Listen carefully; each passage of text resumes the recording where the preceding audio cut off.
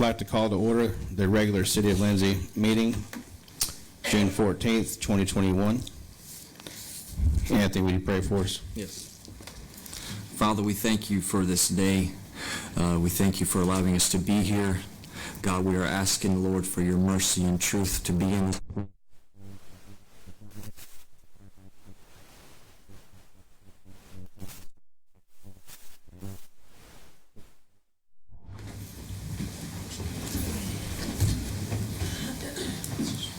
I pledge allegiance to the flag of the United States of America and to the republic for which it stands, one nation, under God, indivisible, with liberty and justice for all.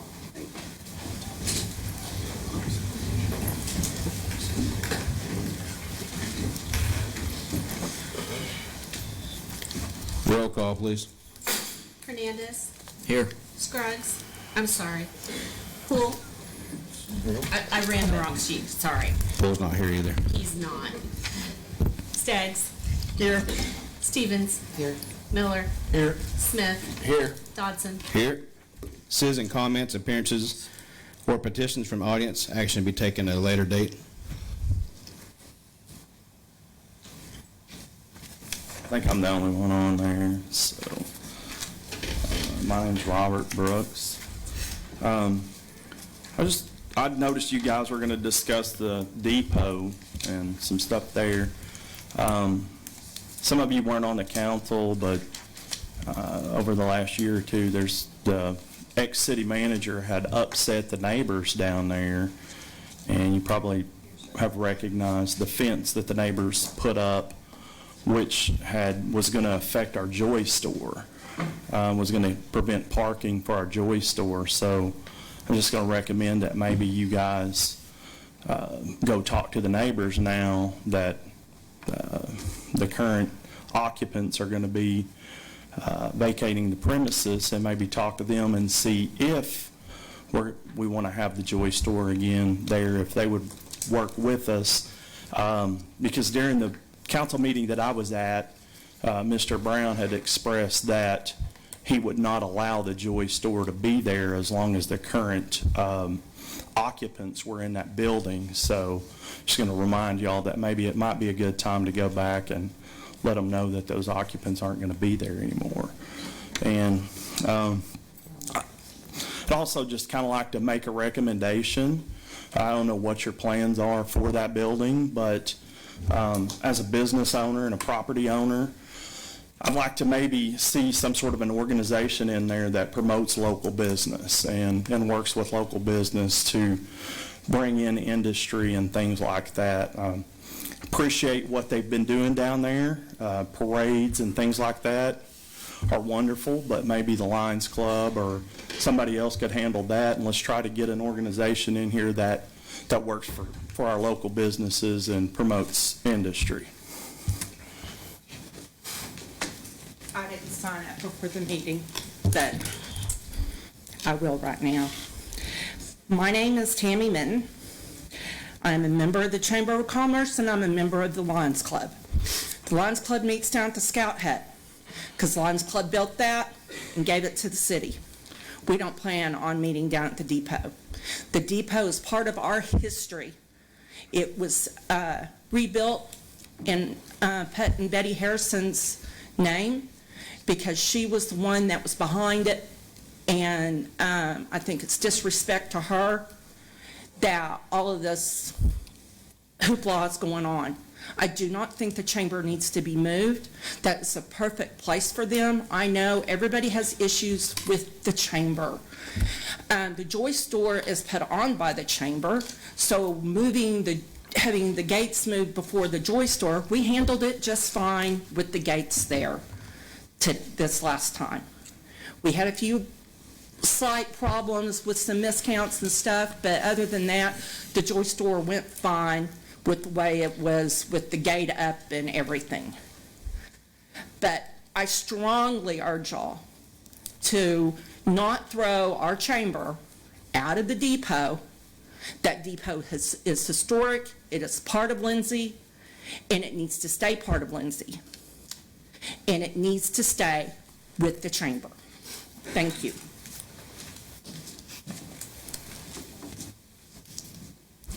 Anyone else?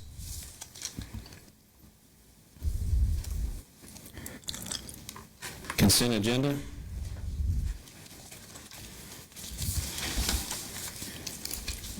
Approval of the minutes of the regular meeting on May 10th, 2021. Approval of the minutes of the special meeting on April 29th, 2021.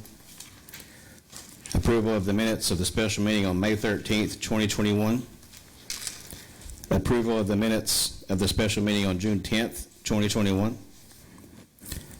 Acceptance of May 2021 financial reports. Acceptance of the payment of the purchase orders issued by the City of Lindsay for the month of May 2021. Approval of Resolution 2021-17 for an election to be held on September 14th, 2021 for the purpose of electing one councilman at large, for the election to be handled by the Garvin County Election Board, and for the filing to be with the city clerk on August 2, 2nd, 3rd, 4th, and 2021.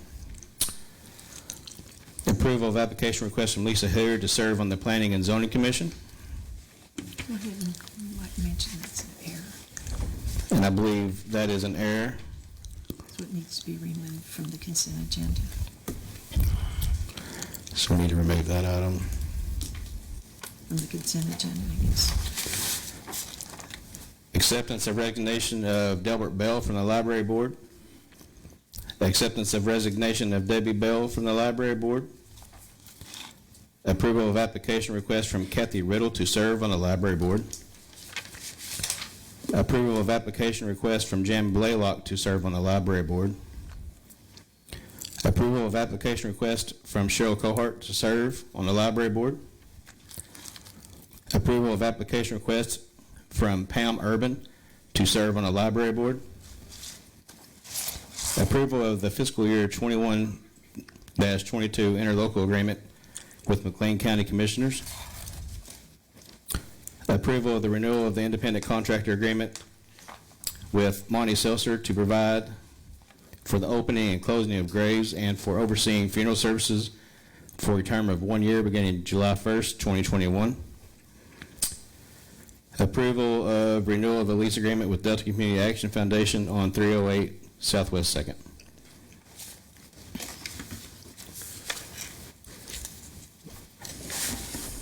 Why we have so many, what's the library board here? Why we have so many, have they had a meeting and they're trying to up the board or trying to put more people on the board? Or? I'm not exactly sure. I know that we did not, council in the past did not recertify anybody on that board, and all of the boards have to be approved by council. Were you asking Kathy? I'm just asking in general. I mean, if anyone's here from the library, they can answer it too. I'm just wanting to know, I mean, that 2 coming off and 1, 2, 3, 4, 5 wanting to come on.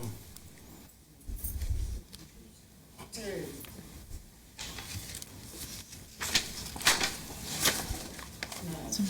2 coming off. 2 coming off. 2 coming off. I see that. And then you got 1, 2, 3, 4, 4 coming on. 4 coming on. No, they were already on the board. Okay. They're just being Recertified. Recertified. Okay. trying to get on the agenda. It should have been. Well, there's one missing. Okay, now wait a minute. Who's missing? Do you know? Mike Summers. Okay. And he didn't. And he's in the audience. I seen stuff back there. I don't think we got an application from Mike. Okay, according to the last, what month was this? May 10th meeting, there was a list of all board members for all boards. There was Delbert, Sherry Murray, Kathy Riddle, Mike Summers, and Pam Urban, which Sherry Murray has not been, Sherry not lived here in Lindsay. I'm not sure exactly how long. I don't know, did Debbie take Sherry Murray's place? Debbie Bell? Okay, so actually we have 3 on a 5-year term is Kathy, Mike, and Pam. Correct? Okay, so it would, on a 5-year term, can you tell me the last time that the board was active?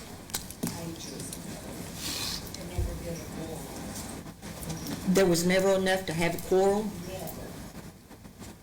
I believe it was 2016. 2016, so that's been 5 years ago, roughly.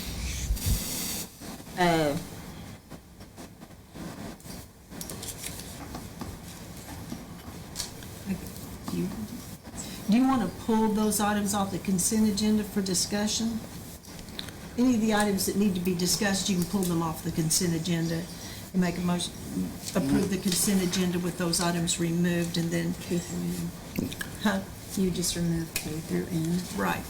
Well, you need to remove H. You'd need to Oh, you're remove right, K H. through- Or sorry, H through N. Yeah, H through N. Is it N? No, N. Yeah. H through N, if you want to do that.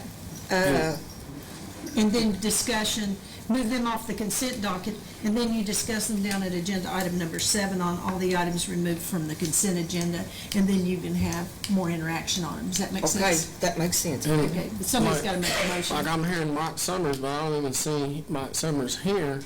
He's back here. Yeah, I see Yeah. him here. I'm talking about But on the, He didn't do an application. I failed to go down and fill out the application. okay, well, I want to make sure that if we are going to come back and do it, that if Mike did the application, I want to make sure you was on here when we re-met, so I Exactly. guess we can't, I was going to say we need to add in the special meeting, if we have a special meeting over there, we needed to add Mike, but I'd make a motion to approve the consent agenda, removing items H, I, J, K, L, M, and N. Okay. Okay, which ones did you say remove H? H through, H, I, J, K, L, M, N. So we're Can I gonna take move? I and J off as well. Yeah. Well, all of them. Can I, well, you don't necessarily have to, but you can. The I and J are the resignations. I don't know if you need any discussion on those or not. so no, it would really be K, L, M, N, N, and actually O, counting Mike. Uh-oh. No, there is no for O. him. O is, But H needs to be removed. Yes, because it's wrong. H needs to be removed because it says planning and zoning, and it should have said cemetery. H, and K. And L. L, M, and N. Okay. Correct? Yep. Yeah. You gonna amend your I motion? amend my motion to approve the consent agenda, removing items H, K, L, M, and N. Okay. Second. Second. Okay. Roll call, please. Stevens, Yes. Staggs, Yes. Yes. Hernandez, Miller, Yes. Smith, Yes. Dodson. Yes. Consideration of items removed from consent agenda. So on. Item K. Well, if you need to start with H and take no action on it because of the error. Okay. Item H, Make a motion to take no Make- action. make a motion to take no action. And get the verbiage corrected for the next meeting. Is that a motion? Yes. Okay. Second. Roll call, please. Staggs, Yes. Hernandez, Yes. Stevens, Yes. Miller, Yes. Smith, Yes. Dodson. Yes. And then you can discuss these each individually, the K through. Item K, approval of application request from Kathy Riddle to serve on the library board.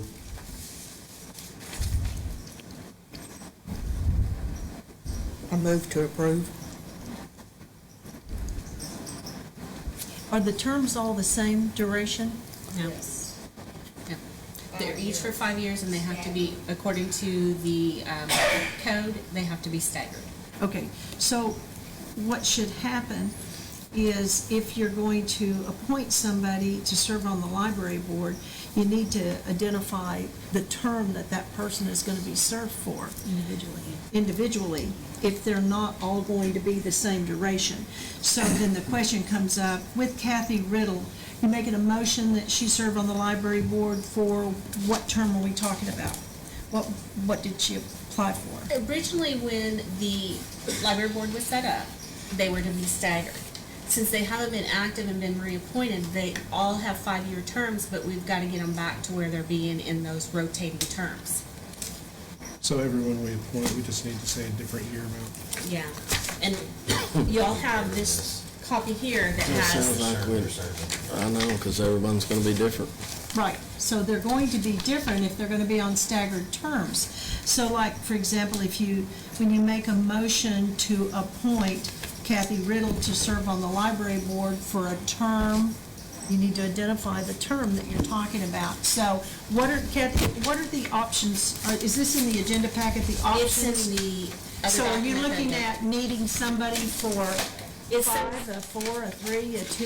it says in a manner that a term shall expire each year, resulting in staggered terms.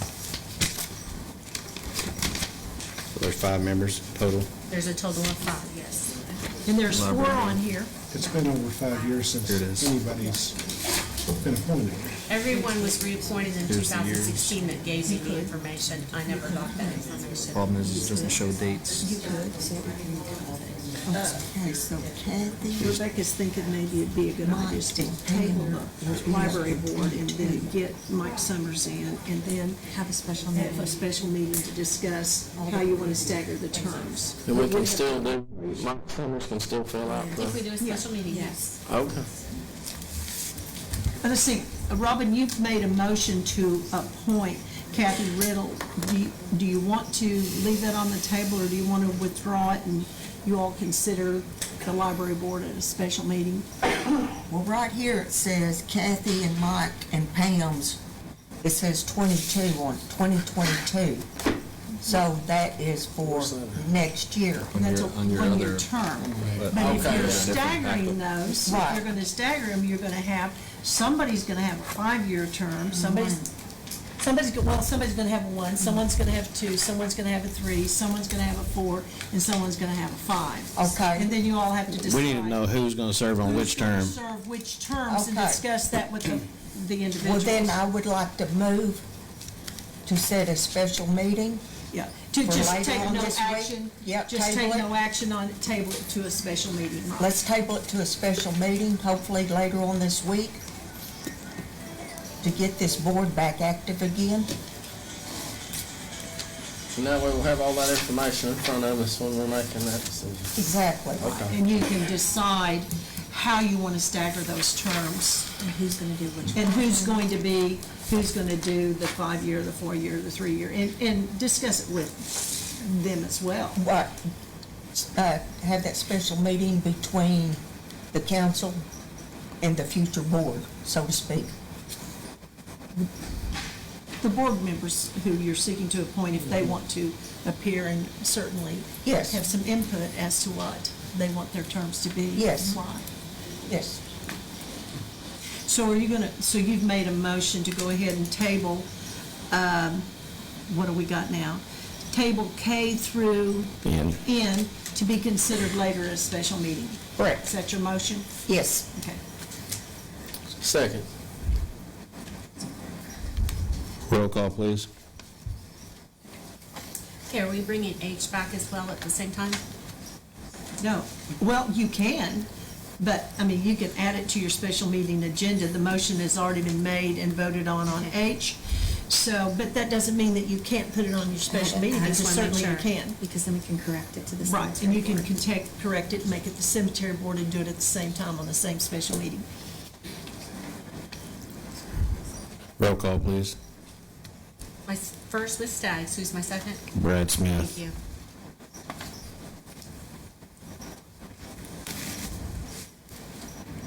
Staggs, Yes. Hernandez, Yes. Stevens, Yes. Miller, Yes. Smith, Yes. Dodson. Yes. I'd like to give notice to have a special meeting on Thursday at 6 o'clock.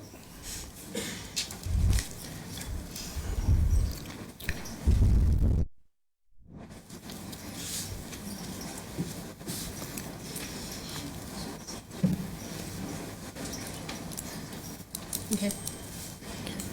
Item 8, fiscal year 1920 audit presentation by Chris, is it Heim? Fine. HBC, discussion and action to accept the fiscal year 1920 audit as presented.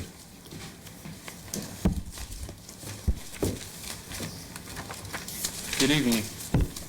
My name is Chris Heim. I'm with HB CPAs and Advisors. So what I'm going to do is we have 2 reports that we issue, and then I'm going to hit some of the financial highlights that I think are important to go over. We'll go over the first report right off the bat, and then we'll go over our second report towards the end here. Okay? So with that, I'm going to start off on page 5. When we turn there, I want to thank the council for engaging us to perform the audit and all the help from the city staff and Crawford and Associates. It's a lot of work to get this done, and we appreciate it. So this is our auditor's report, and what I'm going to do is just walk down the report here and just describe it briefly. So the first paragraph here on page 5 just states that we have audited the financial statements. The second paragraph states what management's responsibilities are. Management is responsible for these financial statements, and management is responsible for the maintenance, design, and implementation of internal controls within the city. Third paragraph, under auditor's responsibility, states what our responsibility is. Our responsibility is we're here to express an opinion on the financial statements. And then our second responsibility, we are required to perform our audit in accordance with government auditing standards.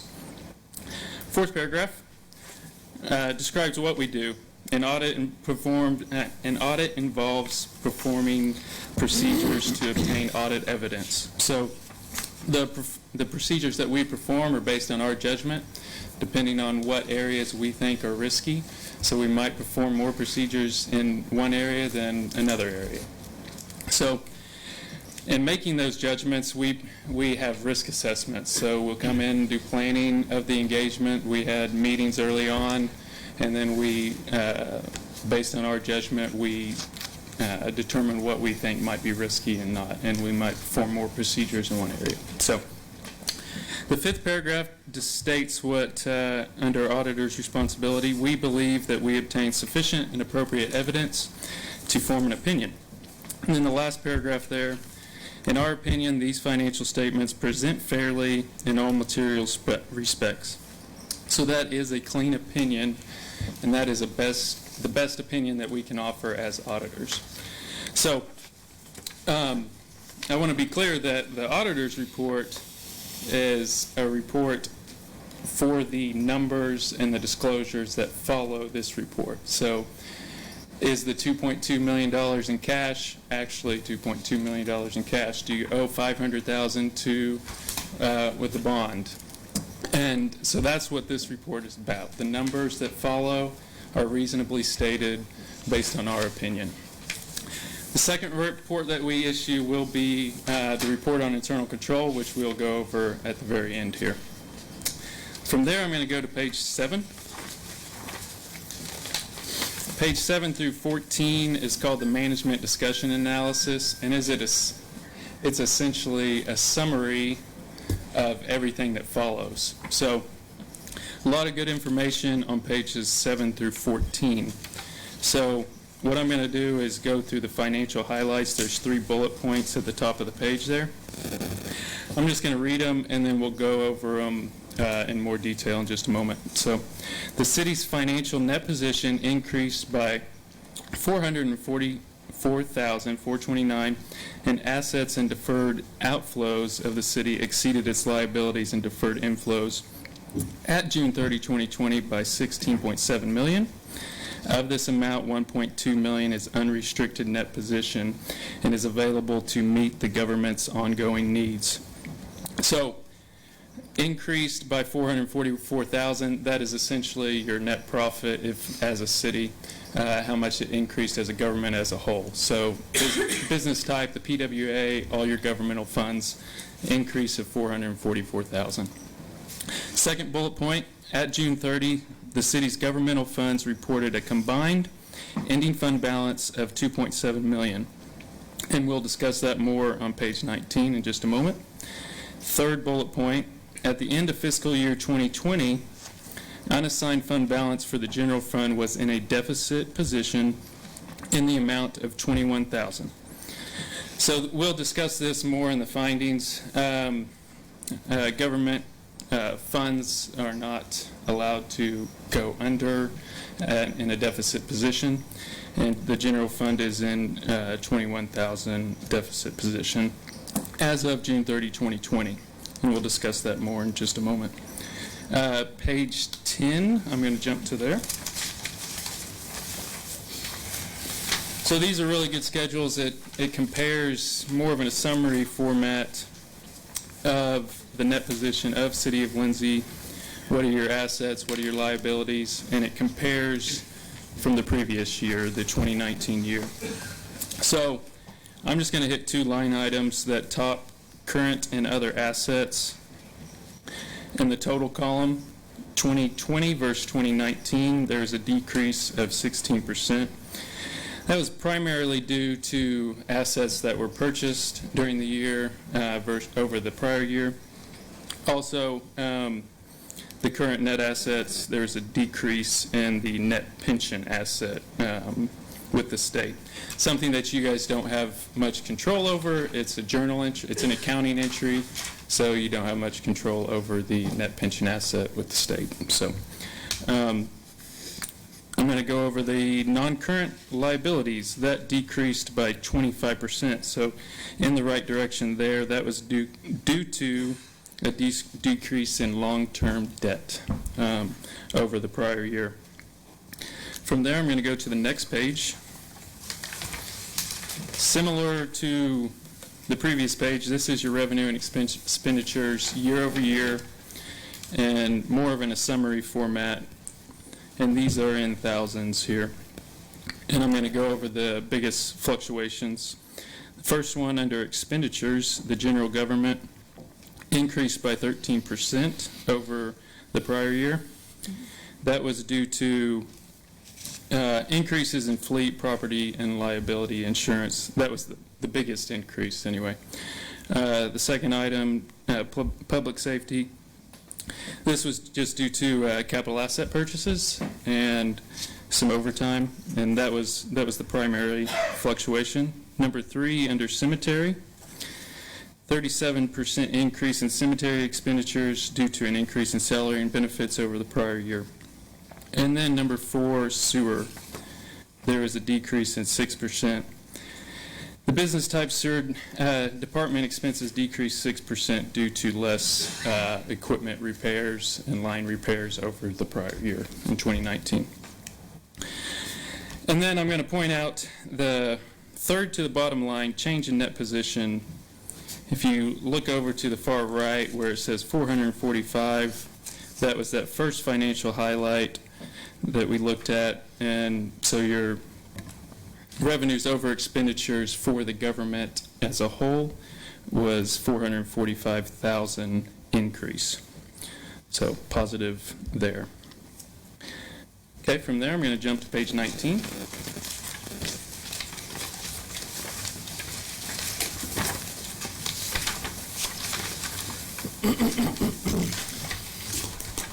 So this is a schedule of the governmental funds balance sheet.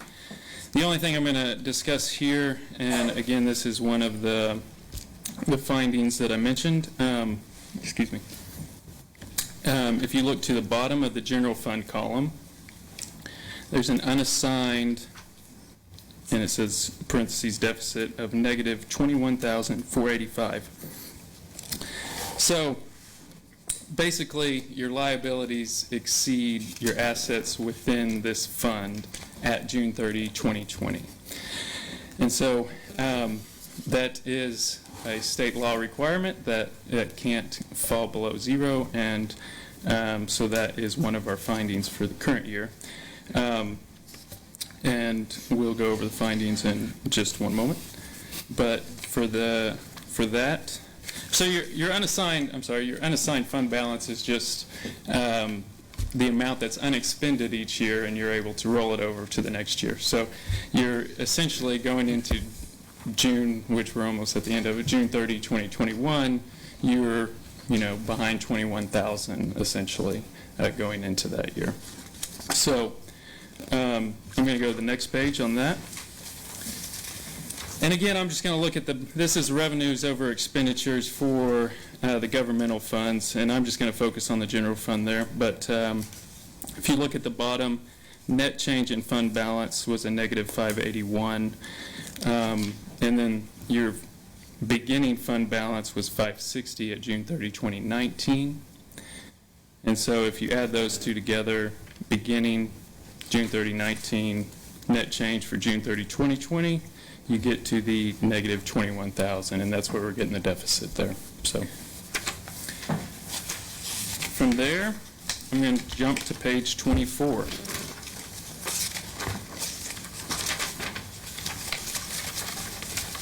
This is your Public Works Authority. So again, we kind of already hit it in the summary, this schedule, and the management discussion analysis, but I'm just going to focus at the bottom again, the unrestricted net position, and that is 1.7 million. So this is an indication of the available funds that you're able to use for emergencies and things of that nature going on to the next year. So looking at that, it's not unlike personal finance where you want 3 to 6 months of expenses, or so 30 to 50%, what we look at governments would be a good target of your expenditures. And the Public Works Authority is at about 35%. So that unrestricted net position within the Public Works Authority is a healthy net position right there at 1.7 million. So from there, I'm going to jump to page 31.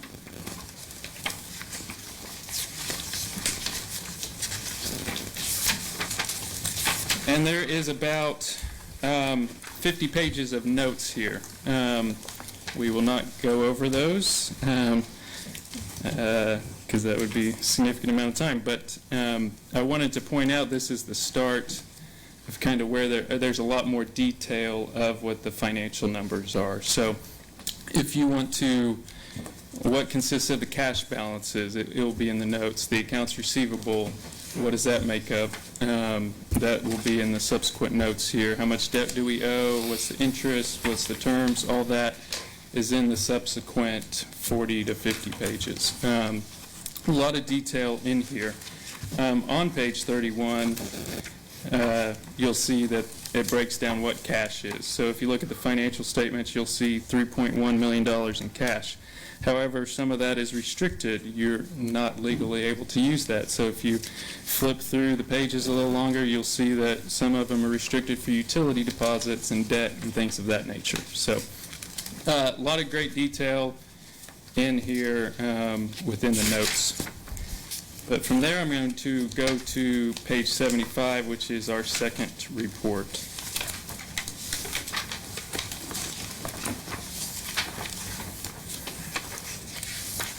So, this is what we call a byproduct of what we do. So,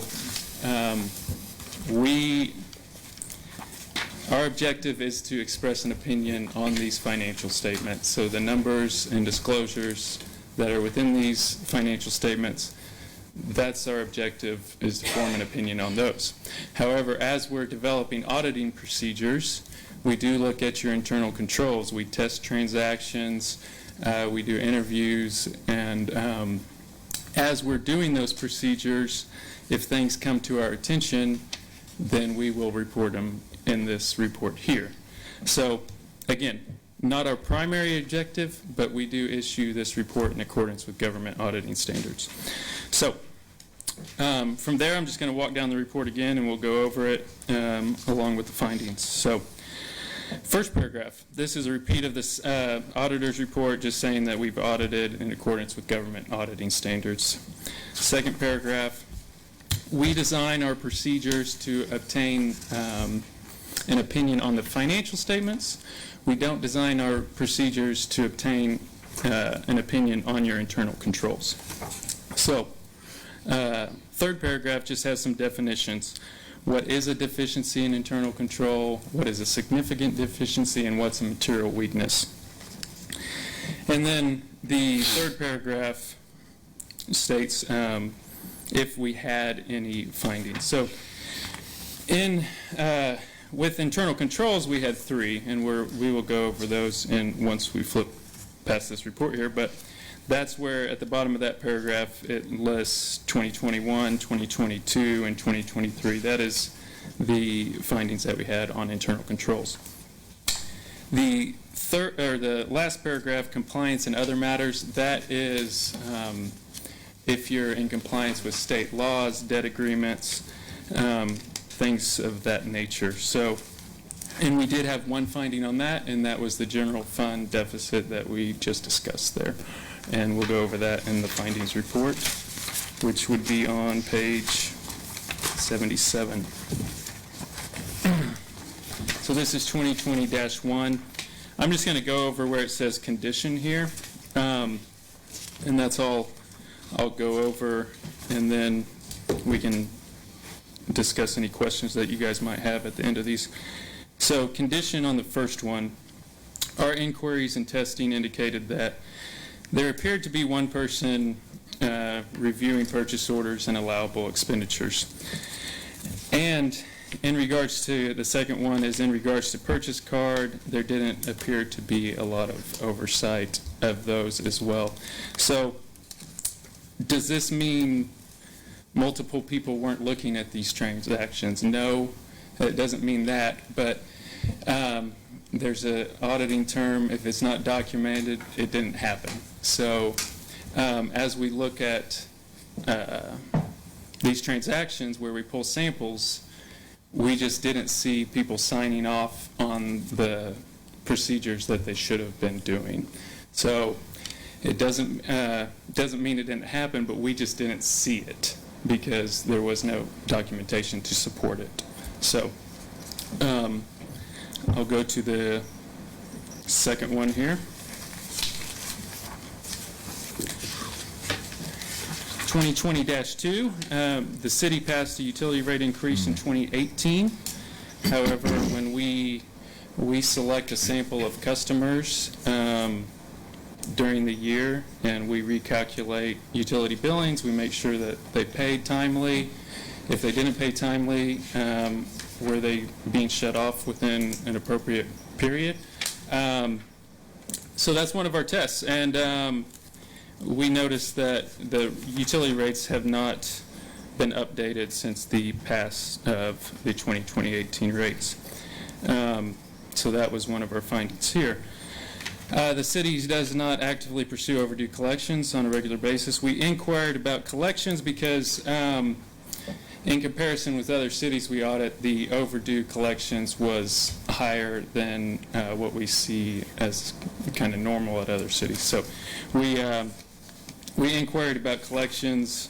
We were told that that isn't actively done on a regular basis. And then the city utility meters that have 0 readings are not replaced or followed up on. This was discovered in our inquiries, so not something that came about in our testing. However, we have discussions as we're doing our procedures, and this came up, so it is one of our findings. That's something that needs to be done on a regular basis. If there are 0 readings, they need to be inactive and taking off the, if there's no one actively using these houses or businesses, they need to be inactive or followed up on the meters. So I'm going to go to 2020-3. This is internal control finding. This one has to do with Lindsay Industrial Development Authority. We had some just confusion on whether a note payable was due or not. So this does not, it's not directed at the city here. So with that, I'm going to go to 2020-4. And this is the compliance finding with the deficit fund balance. And in the general fund exceeding the budget for the 2020 year, and then which caused the deficit fund balance. So we do have a clean opinion on the financial statements, the numbers that we looked at.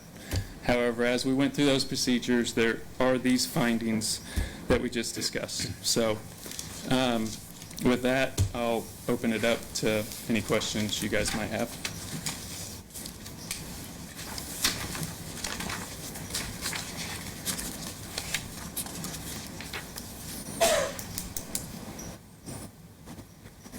Have procedures changed or been updated to rectify these findings, I guess, I'm assuming? Yes.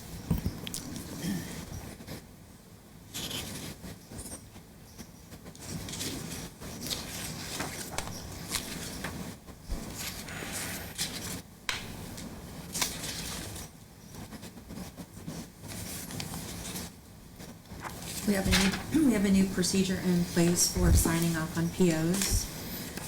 We have someone assigned to in-house collections. The new meters will fix the zero readings. I'm curious. I think I heard that it was a rate increase was passed in 2018, but we actually never raised the rates. How much money are we talking? We guesstimated, what, about $100,000? In lost revenue. You know, this is a kind of a byproduct of what we're doing, the report on internal controls. So we don't extrapolate that on how much you would have lost. However, I'm sure that could be done fairly easy if, you know, just the residents times the average usage. Yeah. So. Has that been fixed?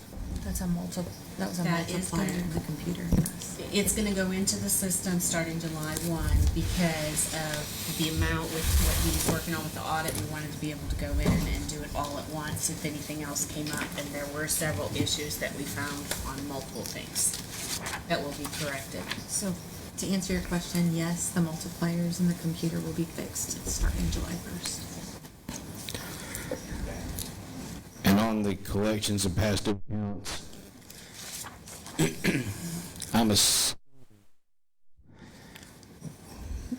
there are people that do that recurring, but I'm sure COVID probably had an effect on that, and we were probably trying to help out as many people as we could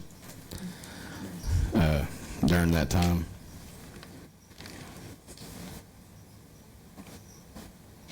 Because there are procedures in place Yes. for that. We were just trying to help people get through everything, right? Correct. We actually do a courtesy call now before we shut people off, and we have found that that has helped significantly. I think we only have 12. We had 141 and went to 12. We have only 12 past due accounts at this time. Outstanding. On 2020-1, Yes, sir. the inquiry is about one person reviewing the purchase orders to approve. Yes, sir. How in-depth did that, you know, you're saying you can't find, you know, how in-depth does this audit go back? I mean, So this is. what are you using to find this information? So this is July 1 through June 30, July 1, 2019 through Yes. June 30, 2020. So we go through, we ask for check registers, GLs, and so we'll select a sample of transactions and ask for the supporting documentation to support that transaction. And so we get purchase orders, invoices, we track that into the bank statements, and we track that into Encode. So when we look at all those transactions that should support it, we would only see usually one signature. And again, that doesn't mean that it didn't go through a process. We just didn't have The documentation to support it. the documentation, signatures to support that transaction. So.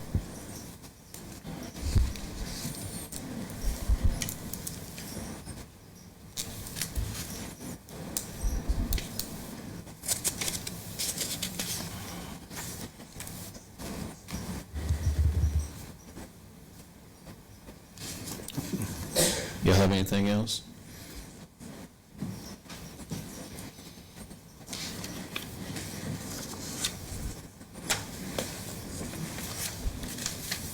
On 2020-4,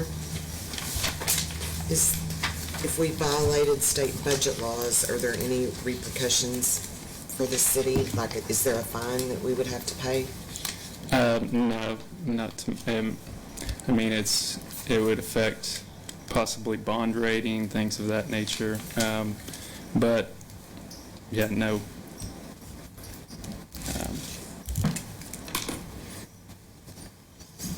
So what's the difference between what you guys do and then versus an investigative audit?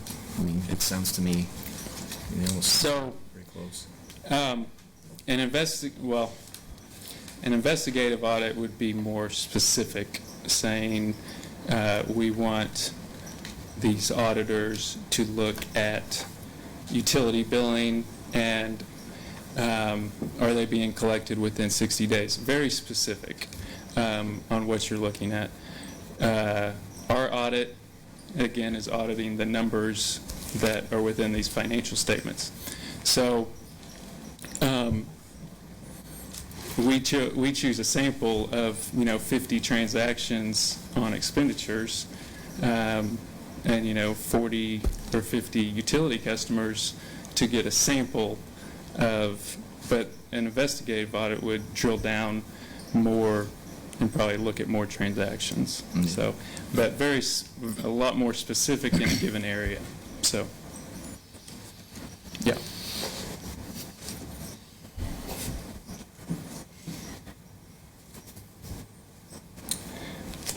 So I will mention with the findings, city manager, city treasurer will have to monitor these, and they're disclosed in the next year's audit, and if they were corrected. So this will come up again, whether we're the auditors and there's another auditor, they'll look at these findings and they'll say, were these corrected?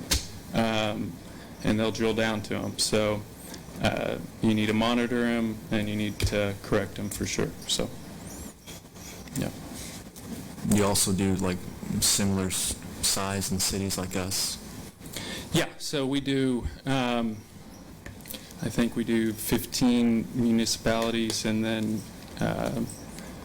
10 to 15 government agencies. So how do we compare, if I may ask, with the other cities our size? Financially, or? Yeah, I mean, Okay. I know it's really broad, but... Right. It's all, so financially there's... COVID, of course, Right. Financially, we do look at, where you ended up in that unassigned fund balance, and that's kind of why I point them out, the unassigned fund balance and that unrestricted net position. And those are financial factors that we look at. But there's also non-financial factors. What is your sales tax base? Are your improvements, your roads and things, are they up to date? So I use an example of a city that we do that they're flushed with cash. Those unrestricted net position and unassigned fund balance are really healthy. But when I drive on those roads, when I get there, you think your car's going to fall apart, right? Yeah. So there's a balancing act there. So your unrestricted net position in PWA is healthy. The governmental side of it, that general fund, needs to be beefed up to at least 10% of your expenditures, which expenditures is 4.1 million, so 400,000 or 500,000 in unassigned fund balance, which it was in 2019.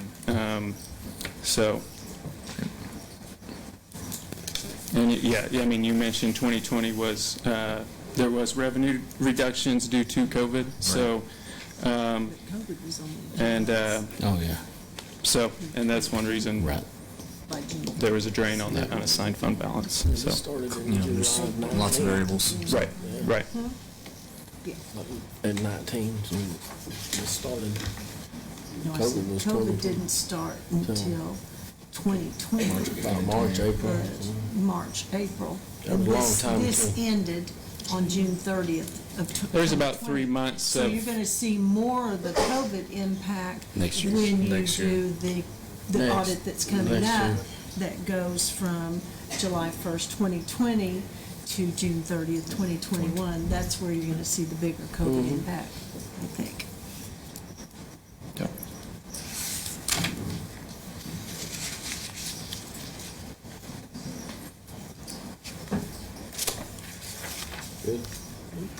Thank you. Thank you very guys. much. Appreciate it.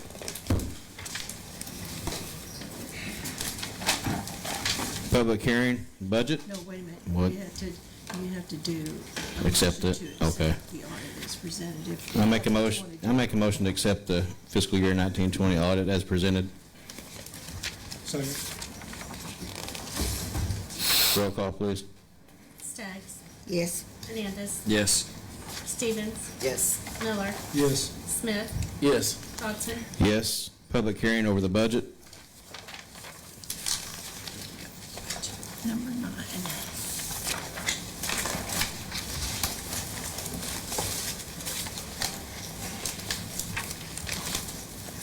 I'm not sure why This it's, is your budget, is this your budget? Yeah, this is where you open the public hearing for. no, that's not, that's not.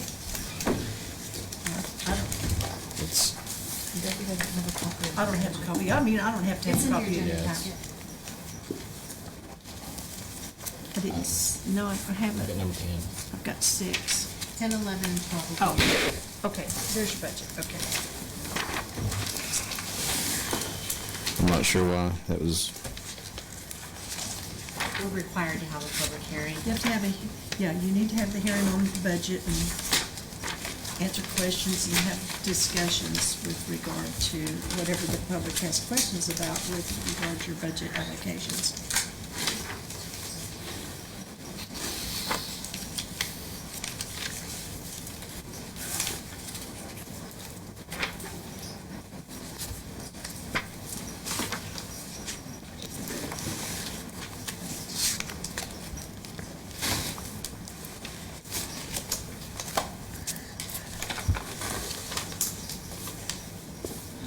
You all had work sessions on your budget, I assume, so you've already had some meetings on the budget, so you talk about, whatever you want to discuss with regard to.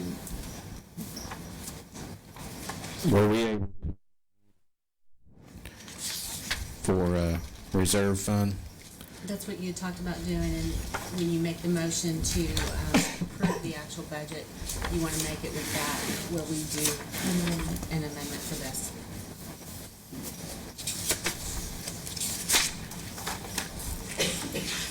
At the last budget workshop meeting last Thursday, we had talked about creating I don't know, it's not an emergency, but a reserve account.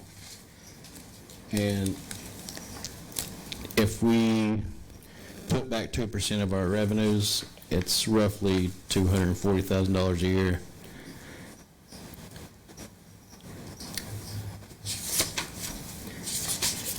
And I would like to pass an ordinance at the next meeting to where those funds can only be spent by council approval.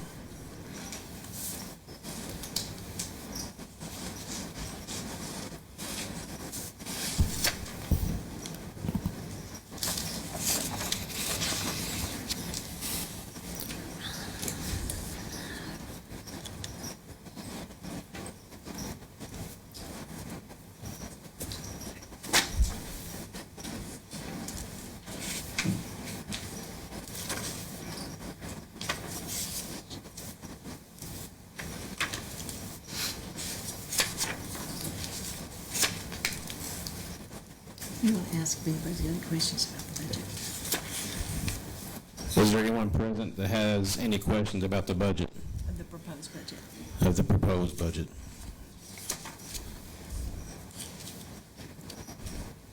Not, then you can close the hearing.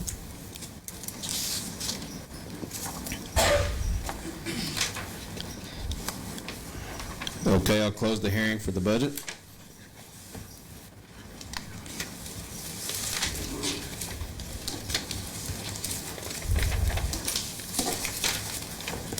Item 10, Resolution 2021-15, Capital Improvement Plan. Discussion and possible action on Resolution 2021-15, updating the 5-year capital improvement plan for fiscal year 21-22.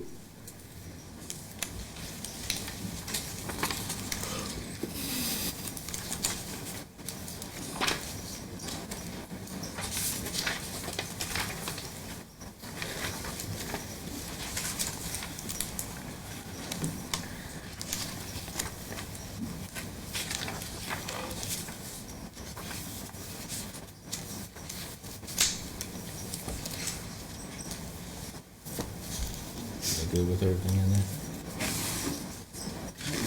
I didn't see anything else that we didn't cover yet. Thursday, was it Thursday night, was there? Anything? I didn't see it.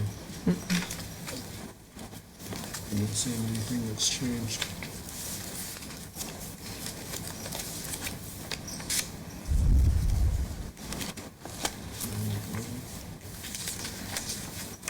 I'll make a motion to approve the capital improvement plan.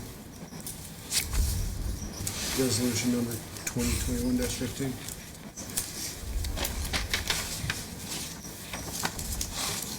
Second. Roll call, please. Staggs. Yes. Hernandez. Yes. Stevens. Yes. Miller. Yes. Smith. Yes. Dodson. Yes. Discussion and possible action on the Resolution 2021-16, adopting the fiscal year 21-22 fee schedules for the City of Lindsay, Lindsay Public Works Authority.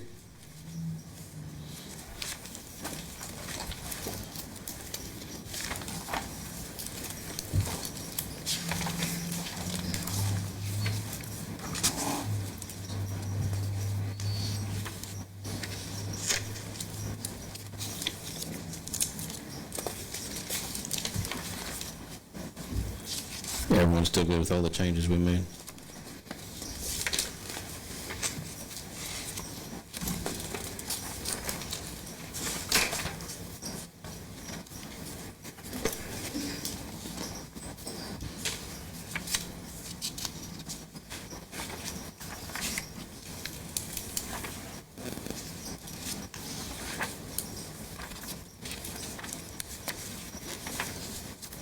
I'll make the motion.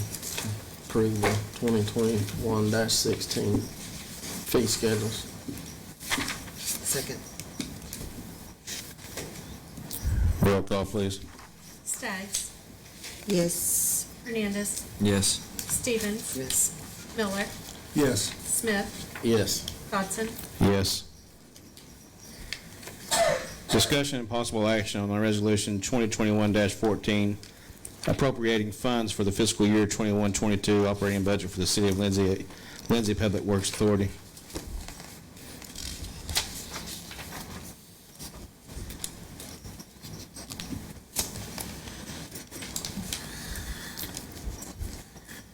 I'd make a motion to approve the budget with the amendment of creating a reserve fund.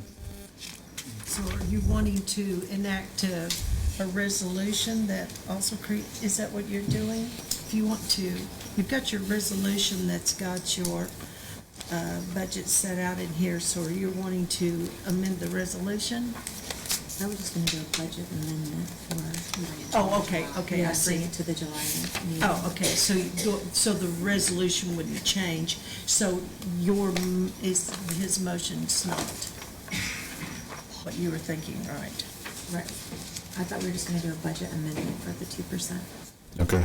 Rather than change the resolution, but I mean, It's I up to just, you. I Okay. just want you all not to I'll amend my motion. confusion in your record with regard to what you're doing, because you've got a resolution that sets out amounts for the funds, and I assume when you add this all up, it's gonna match your budget. Correct. So that if you adopt this resolution, then, I mean, you can do an amendment and At add the that. next meeting. I amend my motion to approve of Resolution 2021-14, the fiscal year 21-22 budget.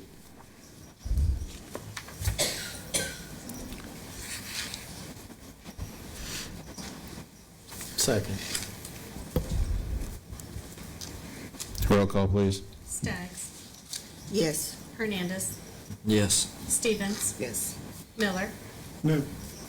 Smith, Yes. Dodson, Yes. Presentation of fiscal year 1920 audit.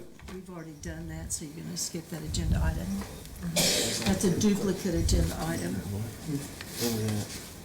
Lost. Number 13 is a 13. duplicate agenda item. You've already done the audit Okay. on it. I don't know what Number number it eight. was. That, Number it's eight. number 8. It's a duplication of number 8. Discussion and possible action on ordinance 553, amending the employee retirement system for City of Lindsay, LPWA, offering a special retirement option for eligible employees. So I'd like to talk a little bit about this. This is a cost savings measure, so we've been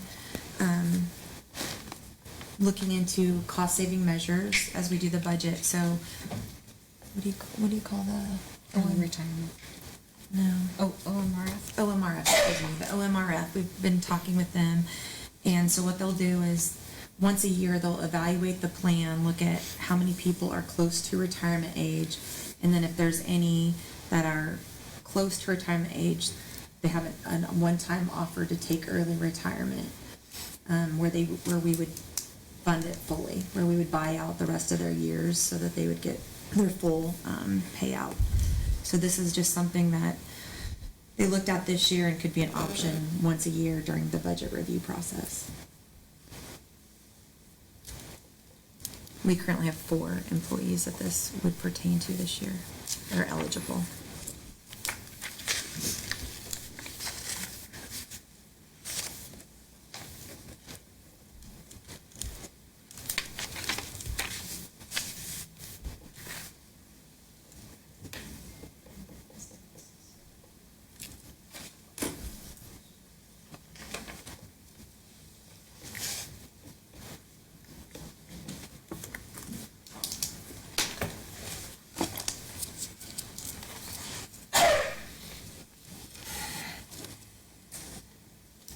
I move that we table that.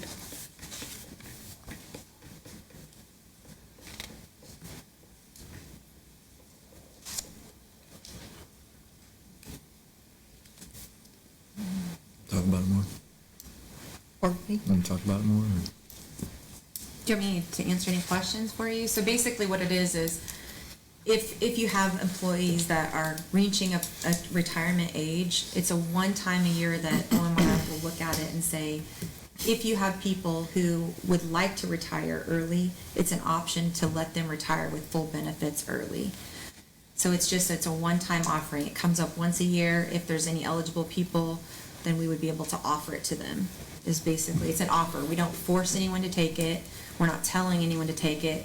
It's a benefit for people who are nearing retirement age to have the opportunity to draw it earlier. So if there are people out there who are nearing retirement age that would like to draw their retirement early, that's what it is. So it's a benefit for the employees to have the option. I understand that. Right now, I'm speaking as behalf of a senior citizen. You take your early retirement, they will not have insurance until, say, it's 62, where they can draw, well, even 65 or 66, whatever it is, where they will be eligible for Medicare. That's what I'm looking at. Well, it's still That's their what option. she's saying, that they have the option. Correct. The city's not requiring Okay. them to retire early. This would give them the option to do that if they wanted to. Is that correct? Correct. That would give them the option. It's not a requirement that they retire early. It's a benefit, an option. So it would be a benefit to them if let's say there are people who are approaching retirement age that want to retire, but they have 4 more years to go before they get to that retirement age. It gives them the ability to draw their full retirement pay early, and in some situations, depending on the individual, it could be a benefit for them. So it just depends on the individual situation, but the whole purpose of this was for it to be an option or benefit to people who would wish to take it. It's completely their option. This just allows the retirement fund to offer it to us once a year. So it would be a one-time per year that people could take advantage of this if they chose to do so.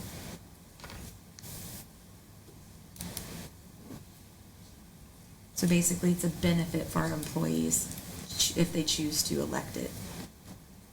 So and right now, on the table is Robin's motion to table it. Yes. That's the motion that's on there now. Yes. No second yet, so I'm just stating where we are here, so. Oh, wait a minute, this needs to be changed. Be sure and change this. This says It's City of been corrected. Altus. Oh, it has? We corrected Okay, it. yeah, okay. We caught it and talked to him. Oh, actually, Okay. Josh sent me a message. Okay, I just looked down, I was like, that says Altus. Yeah. Chris said he was sorry for not catching that. What would be the reasoning for tabling it? Okay, I withdraw. Why? Since it is an option. That's just an option. I mean, I just want to know if we table it, we're just going to have to come back, and I don't, if it's an option and no one's, forcing, if I heard that we're going to make you take it, early, well then, yeah, I would definitely be against it. I think what it's doing is it's just giving them another option. I guess maybe someone wanted to leave at 61 years old and go get another job. I mean, that would give them the option to do that and know that they could take their early retirement here. And I'd hate to stand in the way of someone's situation, as long as we're not forcing anyone to do anything. Right. I withdraw that motion. Is that So now there's not a motion at all on the table, Right. then, so. Right, since we're, right. Yeah, I mean, as long as no one's being forced to do anything and it's their option, I'd like for them to have that option. Is that okay? I mean, Well, what do the employees think who it's being applied to? Have they? We don't know, we haven't been able to offer it to them yet. Have you? This is just the offer. I know that, but has it been What? discussed? if they get offered and all four of them take it, we'll know it's a great deal. Yeah, If all well, I'm four saying I of them wasn't don't, sure if it was discussed I'm before sure we it's make just a an motion.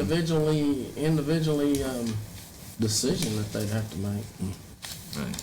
We had to clear it, we had to work on this with OMRF prior to this meeting to bring it to council, so. Well, I just wasn't sure if you told the employees, hey, we're thinking about this. No, there's been no offer to anyone yet.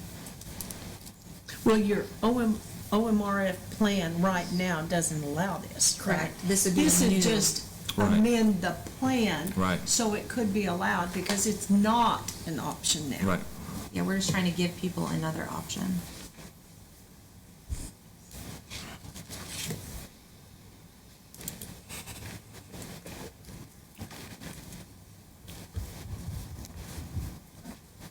So now the motion to table is off, so we don't have any motion pending, so. Well, As long as it's a positive option and it's not been forced, I'm good with it. that's what I'm saying. I mean, and I don't hear anything like that. And I'm pretty sure that would be against the law if we did something like that, so. I like a person to have all options on the table.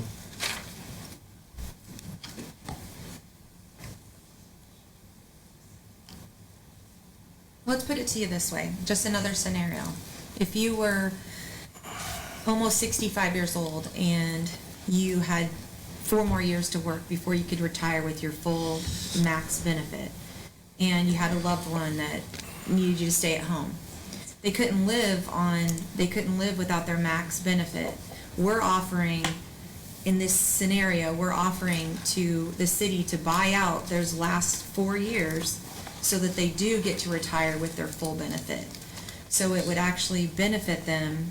We're trying to offer them something that would benefit them if that scenario were to arise for someone. So we're giving someone the option to retire at their full pay that they would get at their retirement age early, if that would benefit their own personal situation. Now, we don't know what those scenarios would be, but it's an option. It's just a benefit that we're wanting to provide. So if someone were in that situation, they could benefit from that.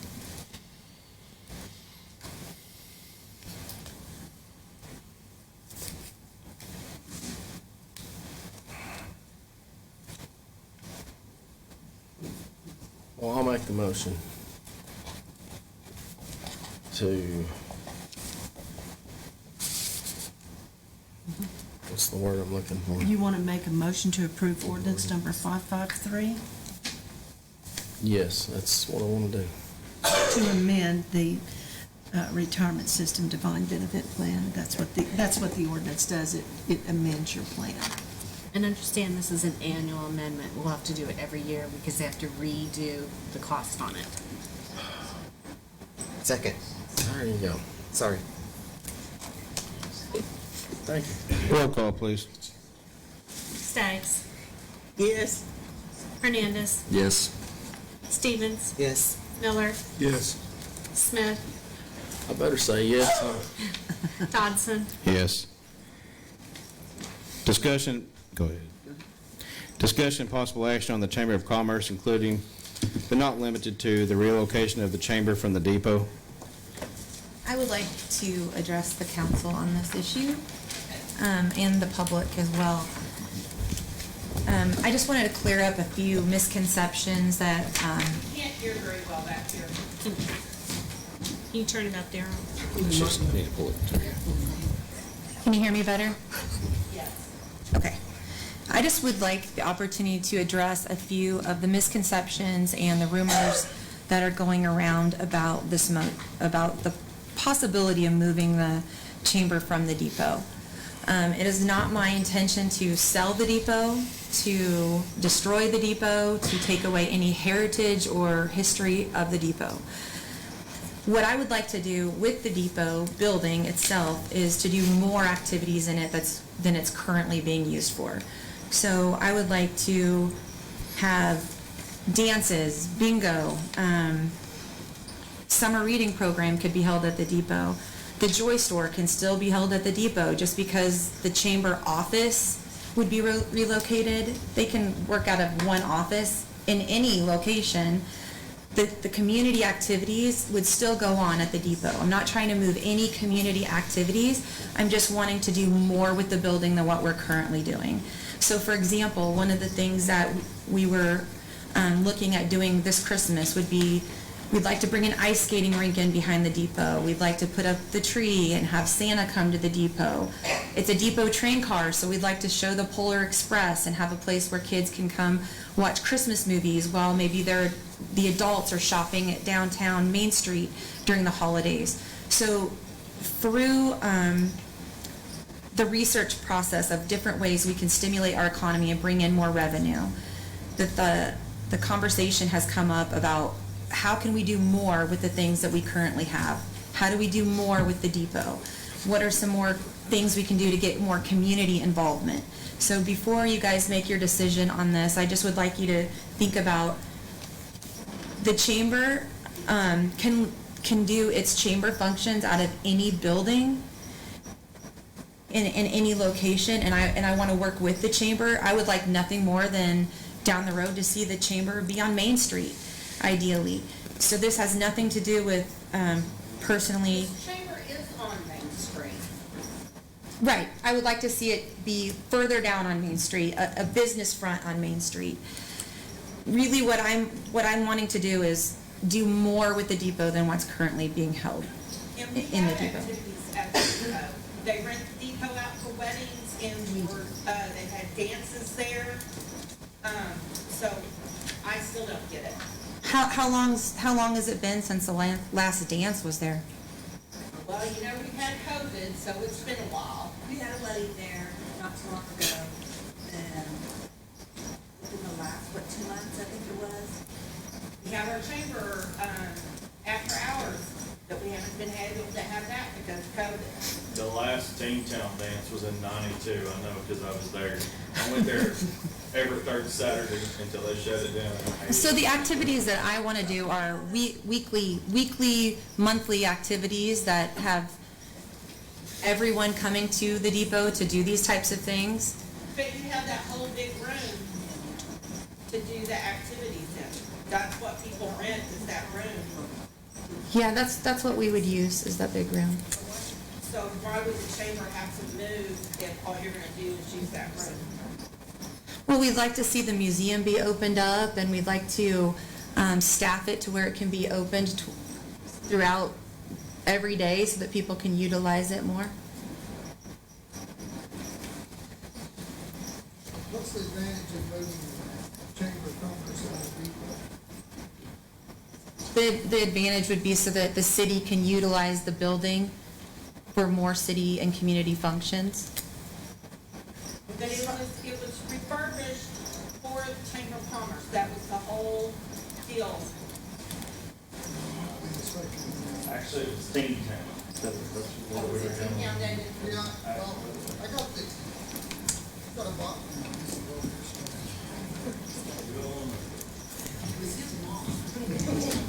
I don't know which way to face. I feel like I'm turning my back on these. Anyway, I got a big box from Alva Charleston this week of basically the history of Teen Town or the depot, and it was originally refurbished was for, like you said, for Teen Town, to try to give youth and Lindsay someplace to go rather than dragging Main Street. And It worked. No one drags anymore. Excuse me, I don't want to interrupt. Would you introduce yourself? oh, I'm David Harrison, and my mother was Betty Ann Harrison. So anyway, so I did look through the records, and I did not find any kind of mention that the Chamber of Commerce was in the written records that the Chamber of Commerce was to be kept at the depot as kind of a ongoing thing. But Alva Charleston, which she was also one of the early leaders in the Teen Town thing, said that was her understanding, that the Chamber of Commerce was supposed to have a home there. And the depot is owned by the city of Lindsay. And, I mean, y'all can do whatever you want with it. I'm just kind of here for historical purposes. And I do know that if you have a building and you don't have anybody in it on a daily basis, it's a bad thing. So, I think the chamber, this is just my personal opinion, doesn't have anything, but if you don't have somebody there every day, like the Chamber of Commerce is there every day, then things tend to deteriorate because something blows up and nobody knows it for a week, and then it ruins a large part of the roof or whatever. And I would have it staffed. It would be open. It would be accessible. So, anyway, but yeah, it was originally made for a teen town to try to give youth things to do, and I moved out about that time, and so I was really not personally involved in very much of that. But there you go. Does anybody have any questions on my comments? David, I just want to go on with what you're saying. The teachers painted the depot before. You've got the railroad car down there, or the caboose. Not many places have a caboose that the kids could go through and everything. If you need a phone book, Lions Club one year made money by going around and giving out phone books. If you need a phone book, you can go to the chamber and pick up phone books from any of the places that they have. They have other things there. I go in and help quite often. I don't do as much as I used to. The teachers painted the place, and then when your parents put it for Betty Ann, they got it all repainted again. There is history in that building. And you're right, David, that if they move it out, if they move the chamber to another place, then they're going to have to start paying rent for that building, and that's just another cost. So why do you want to take something that is the history of Lindsay? I don't think we're taking the history out of the building. We're just taking the chamber out of the building. How are we taking the history out of the building? Because when you take the Chamber of Commerce out of there, like David said, the building is not going to be somebody in there every day. Yeah, there will be. You tell them. Yeah, there's gonna be someone there every day. We're gonna staff it so that people can come in and use the museum and use it. There'll be someone there every day. Who's going to pay for the staff? The city will. I'd like to say something since we're letting people, you know, it's like David said, and like I'll reiterate, as a kid, I was involved in the teen town, okay? That was discontinued, and it became more of a chamber function. Every parent in this town says there's nothing in this town for kids to do on the weekends. We got a lady right there that's trying to create something for kids to do, actually to try to bring it back, and we're bucking her on it. We're not even giving her a chance. She's not trying to disband the chamber. She's saying, let's put them over here, let's keep the museum, let's expand on what we've got. But why can't the chamber stay down there instead of having... Because they're in the way. The only person in the way is because y'all are mad that Stephen Mills is on the damn chamber board. That's what all of this is about. Kick him off. All of this is about.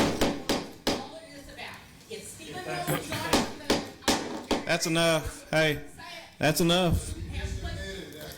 As long as he's on the board, if he was not on the board right now, y'all wouldn't be discussing any of this crap. Nobody comment. It says on the building down there, united we stand. Why you two, the city and the chamber can all work together and make the city. Why don't you go ask them? Go ask them why we can't. Go ask them. And okay, what's the reason why? That's enough. What is the reason why you that this That's enough. No more comments. I'll entertain a motion. now we got the truth? What do you say? He said, now we know what the truth is.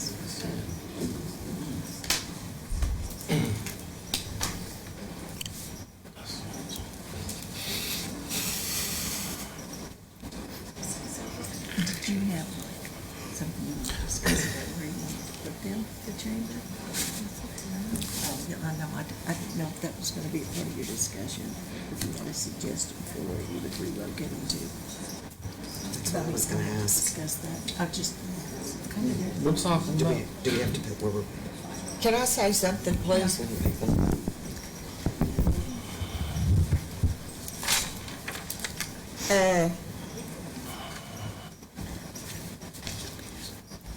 Out of respect for Betty Ann, she did have a mission and a motive regarding that depot. As far as the chamber staying, going, whatever the case may be, there has to be a compromise. The chamber is designed to bring commerce to this community and have failed to do so. Amen. In many years.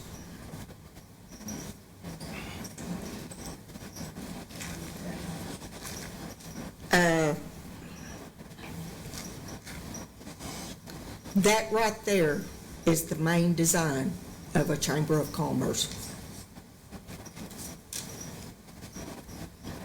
Our city is not going to grow and prosper without commerce.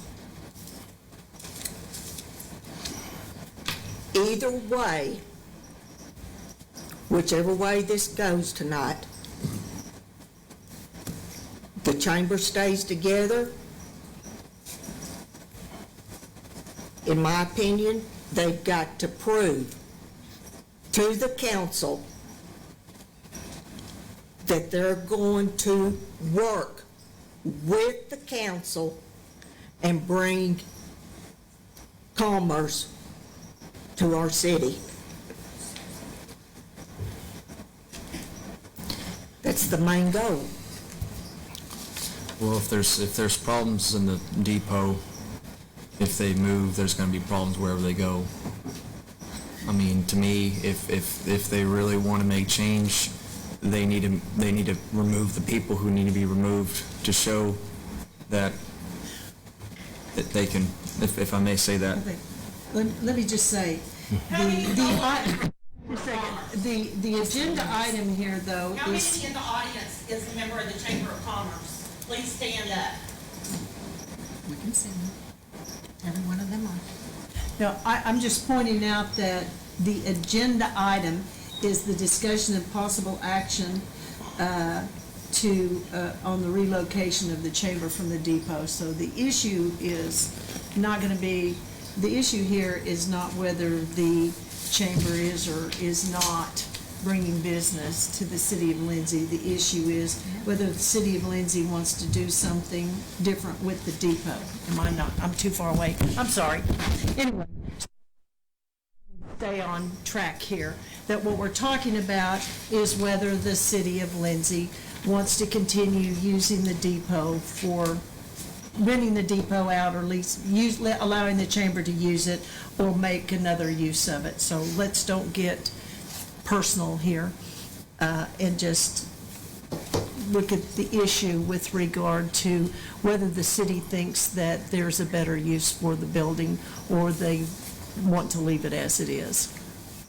Everything I'm hearing, the ideas that I'm hearing, we're opening up the depot for the whole town, not just a chamber. The whole town would benefit from having these functions down there.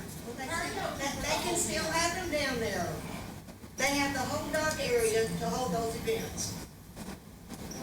I get calls daily from people wanting to rent out the chamber or the depot, and I refer them to the city because that's where they're supposed to go. These people call back and tell me that the city won't rent it to them, so I don't know what to tell them. That's untrue. That's totally false. I'm being told, and so I'm just trying to go back to the city again.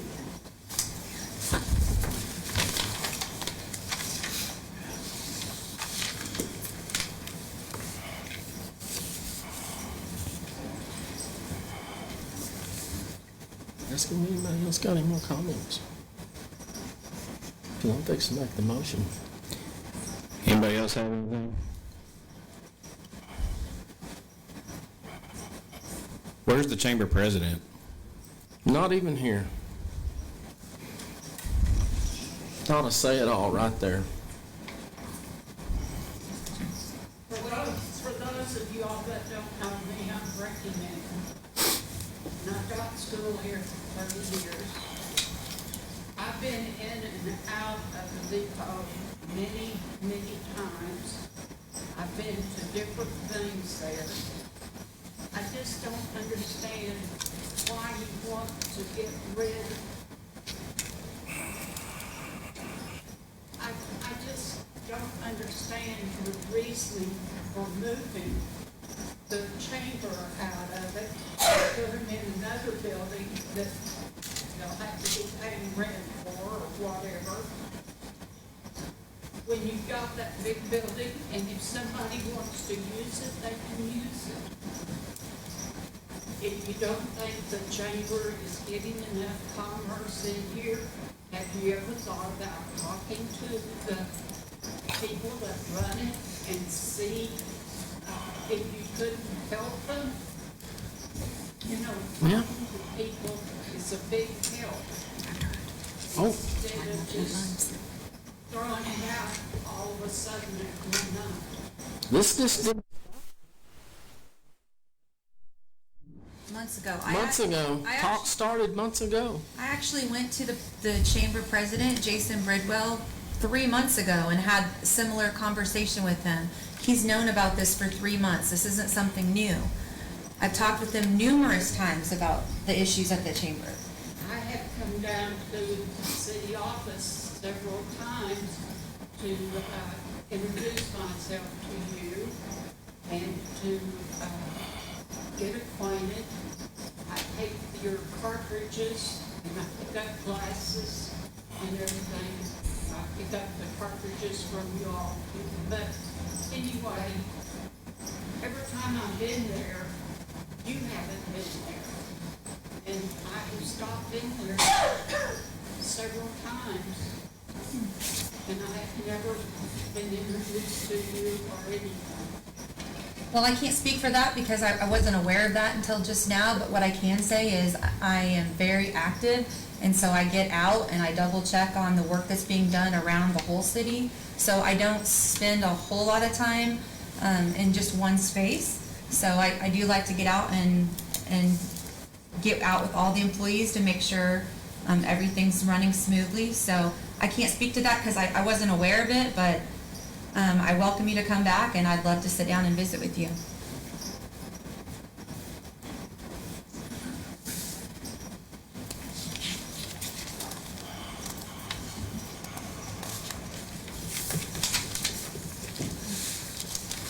Anything else? We need to discuss if you decide to make a motion to terminate the agreement with the Chamber of Commerce, then we're gonna have to do an effective date. This is pretty open-ended.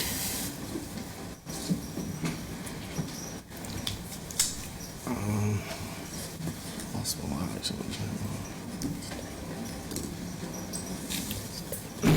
I'll make the motion to relocate the Chamber of Commerce. Whatever you Okay. do here, you're gonna need to discuss an effective date, so that. 30 days. Okay. 30, yeah. Okay. I just want to make sure, if you're going to make a motion, make an effective date, so you're talking about what? 30 days from today, July 15th. Well, like I said, just make sure whatever motion that you make or whatever you all decide on needs to have an effective date. Just not open. August 1st. Your motion is to have them relocate on August 1st. Yes.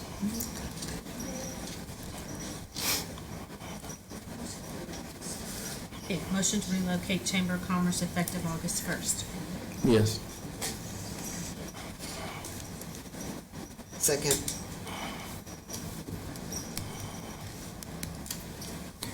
Roll call, please.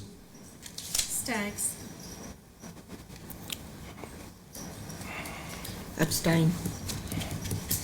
Hernandez. Abstain, sorry. Stevens. Yes. Miller. No. Smith. Yes. Dodson.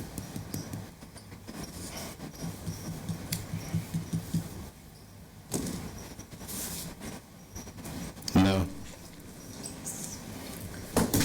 Guys. Motion is going to fail, the abstains, no votes.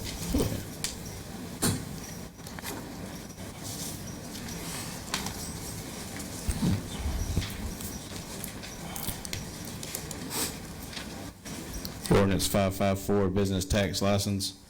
Discussion and possible action on ordinance 554, amending Chapter 10, licenses and business regulations, adding Article X, Article 10. to Article 10, business license tax of the Code of Ordinance of the City of Lindsay, establishing a business license tax for all business within the City of Lindsay, Oklahoma, and adding to the business license tax the city's actual cost incurred in completing the required licensing inspection and requiring an inspection deposit, and adding Section 10-601, marijuana establishment licenses, providing for severability and declaring an emergency. Shirley, didn't you have a question about this? Do we have to go to a vote of the people for the tax? Or does that wording need to be changed to like a permit fee? I thought that a tax had to be voted on. I haven't looked at the ordinance, I didn't draft it, but you can do permit fees. These are just permit fees. These aren't the other thing we talked about the other night. These are just for like renewal fees, inspection fees, that kind of stuff. Are you Shouldn't the based word on, be like- changed to fee instead of tax? That's just the legal language, so I'm not. She can answer Okay, that. before we move forward on this, I gave each one of you a copy of the License Review Board. What is this? And this will pertain to the marijuana. Is that from your ordinance? No idea. Does state law trump the local license law out of the charter? Now, this is in our charter. That's what I said, out of the charter. This is out of the charter. Yeah. When it comes to medical marijuana, state law trumps anything. So if they get a license Well, from the state, it bypasses Except our the local. state. Well, the state law allows municipalities to impose a licensing fee. The state law allows it. Was that 8% you were talking about? Now, I don't know about Was this. 5? So you're saying your You charter can't go over requires a the, license the state review? law. The state law is 5, and you're not allowed to go over what the state is. But here's the situation. If these dispensaries did not go in front of our License Review Board, This doesn't, it's the they're charter. operating These are illegally. ordinances. This isn't the charter.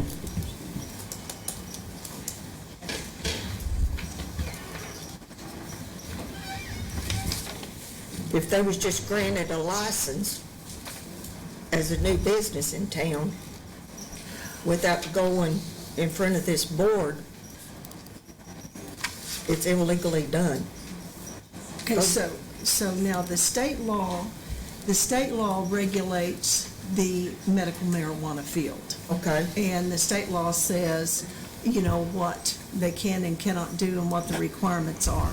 The only thing that the cities get to do is kind of designate where they're going to be, and then the state law allows the city to impose a licensing fee. Okay. Up to, I mean, it can't, there's a limit by state statute, but the state statute is going to control what the city, the parameters, the cap on what the city can and Okay. cannot do, because you've got to be, it's like with the alcohol and stuff, you've got to be within the confines of what the state says that municipalities can do, because that is, just like the alcohol and stuff, the state law is going to control over the local law.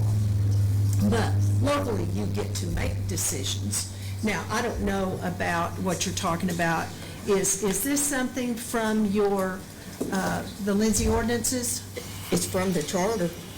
We had a license review board that was implemented into the charter. So it's actually in the charter? It's actually in the charter.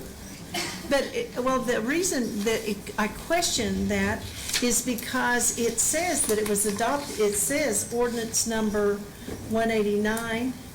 I mean, I just don't know, I don't have the code provision or anything in front of me, but normally if you have a charter provision, it won't have a reference to an ordinance number. Does somebody have a copy of the charter That's here? actually an ordinance. The charter does not cover Okay, anything like so, that. okay, so she said, these are ordinances, this is not the charter. Okay. This is from the Lindsay City Dang, Code. I thought I had something. This is from the Lindsay City Code, so any ordinances you have under the Lindsay City Code, they can be modified to the extent that they are inconsistent with the state law that controls. They're not going to be enforceable. But if you have, right now, today, an existing license review board, is that something that's inactive? Because I'm not familiar with it. Is your Not one license set up. There isn't one. Okay. That was part of the thing a few years ago, getting wards back up and going. Okay, so you don't currently have a license review board? And so this is some of the ordinances that you've got that has not been active. So frankly, if, you know, you probably need to go through your ordinances and see what you've got, that you've got boards and things in here that is not, they're not currently active boards. So your license review board, if it doesn't exist, and if the board's never been appointed, let's see what you've got. It says it's going to be 5 members: police chief, fire chief, mayor, city clerk, and chairman of the planning commission.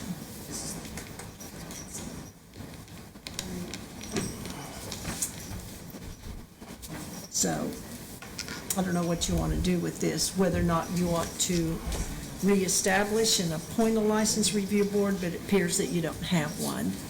Right, is that what you're saying? It's been, There's a lot of our boards that have been inactive. yeah, and that's what Kathy was saying, is that you all are in the process of trying to get some of those boards active again, so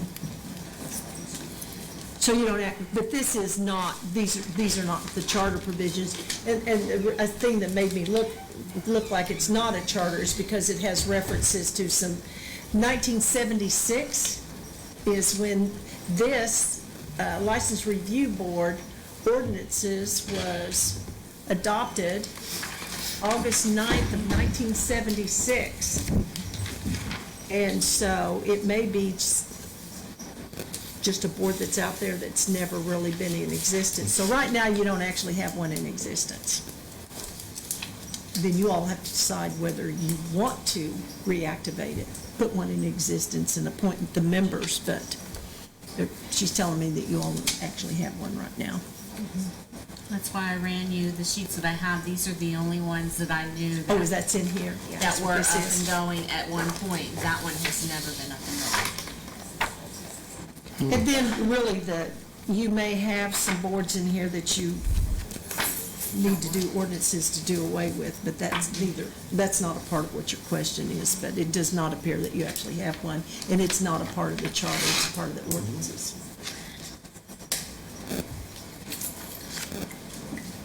Can we pass this thing?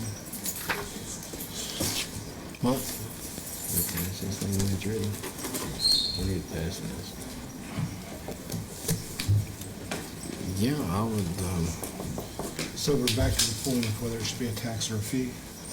Yeah, so basically, you have it this, has to go to a vote, correct? If it's a tax, it yeah, goes to a these vote. don't have to go to a vote. And these are what Rush Spring and similar cities all around us are Norman, doing. yeah. Norman, all of those. These fall right in line with what the surrounding cities are doing. So we need to amend the ordinance to say fee instead of tax. Okay. I'm going to make a motion to approve ordinance 554 while amending the tax to say fee instead. Okay. Yes. That's what I was fixing to ask. What is a tax license? It's the way that the ones that we reviewed had theirs written. Yeah, this is just legal terms, that we didn't write this ourselves. We plagiarized. But that's an easy change, to change the word tax to fee. That's an easy change on the ordinance. Amanda I can call her tonight and let her know that the ordinance, if you prove the ordinance, subject to changing the word tax to the word fee. Can I change it? Can you amend it to say business license fee instead of business fee license, if we're gonna do that, by taking out the tax? Yeah, that's It's like, it's just, business license fee. Yeah, When will this start? 30 days after publication, unless you pass the emergency clause. And if you pass the emergency clause, it'll be after publication. Yep. So Josh made the motion? You have some pending. I'll second. Roll call, please. Staggs, Yes. Hernandez, Yes. Stevens, Yes. Miller, Yes. Smith, Yes. Dodson. Yes. Discuss, I'm sorry, I forgot to write down who the motion and the second was. Josh Miller, Thank you, Brad Smith. thank you. Discussion and possible action on the emergency clause for ordinance 554, amending Chapter 10, licenses and business regulations, adding Article 10, business license tax of the Code of ordinance of the City of Lindsay establishing a business license tax for all business within the City of Lindsay, Oklahoma, and adding to the business license tax the city actual cost incurred in completing the required license inspection and requiring inspection deposit, and adding section 10-601 marijuana establishing licenses, providing for severability, and declaring an emergency.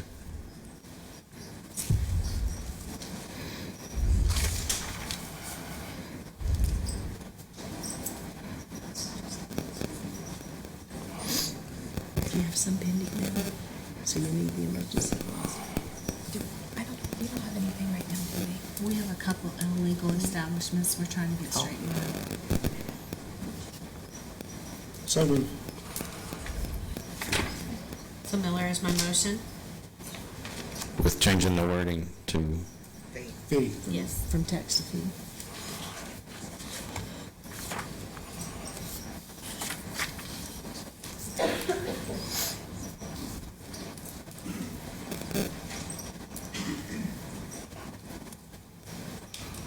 second. Roll call, please. Staggs. Yes. Hernandez. Yes.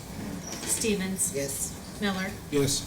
Smith. Yes. Dodson. Yes. Discussion and possible action on the letter of approval for the submission of a grant application to OMAG for a body camera grant in an amount of up to $10,000.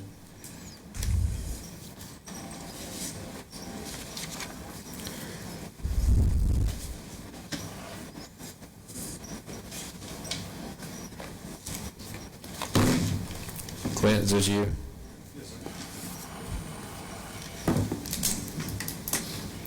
Is this what? This is the $10,000 homemade grant for body cams. Yeah. Yep, while filling out the grant, it requires a letter from the city manager in support of us receiving the grant, along with attaching the policy that we have for our body cameras. That's all we're asking for, I believe. It has to be It's just- signed by the mayor. Oh, it does? Okay. That's why we brought it to the meeting. It needs a letter from the mayor. So move. Second. Roll call, please. Staggs. Yes. Hernandez. Yes. Stevens. Yes. Miller. Yes. Smith. Yes. Dodson. Yes. Discussion and possible action on bids received on RFP 2021-07 for the construction of a pavilion at Green Hill Cemetery. This is the second time we've got no bids. No bids again. It's like the ever-changing world of material cost.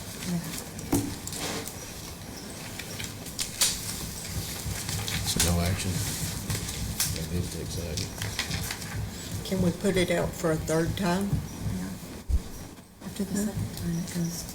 Yeah, wherever you want, really. After 12. Where does it go after the second time? It's at my discretion to find a appropriate person. Well, basically, if you go out for bids and you don't find someone, if you can find someone who will do it, this is the city, so what is your dollar expenditure? The statute says, I believe the statute says that if you don't get any bids, then you can go out if you can get it for $50,000, isn't it? I believe the statute allows 50. So what happens if you go out for bids twice, but you think you can find somebody to do it, I believe the statute says less than 50,000, then you can just enter into a contract with someone to do it instead of continuing to go out for bids and incur that expense. But if you can't find anybody that'll do it for 50,000 or less, then you don't really have any choice except to It's going to be more. try again. It's going to be more than 50. For which Yeah, it's one? gonna be more than 50. For the cemetery pavilion, it's more than 50. So we need to go out for bids again. Well, Hit a broader range of vendors. I believe, I don't get my phone here, but I believe that the statute says that you have the discretion to enter into a contract as long as it's not more than It's 50,000. going to be. And you believe it is going to be more than 50,000.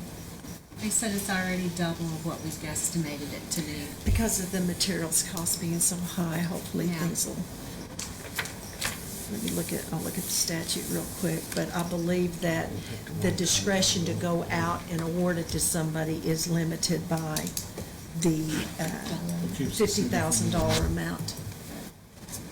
Yeah, I kinda like that quote. What keeps the city from building it?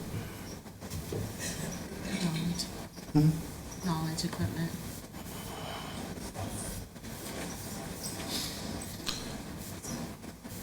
I don't have that info.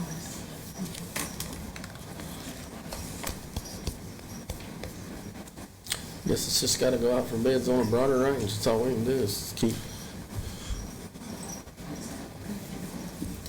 And it did get picked up by a bid house, all of ours did. And it's just not going anywhere. Motion to put it out for bid. Let me look. I mean, Again. I'm looking, I'm just, you're looking for something, the computer's going slow here. But I'm almost certain that there's a $50,000 limit on it. There's a $50,000 limit on it. But I also think after 60 days, you can discretionarily do it by, if you But I find a mean, I source to think do that the job. Whether the discretion to go above 50, we could also make a simple motion to approve a fund amount up to spend.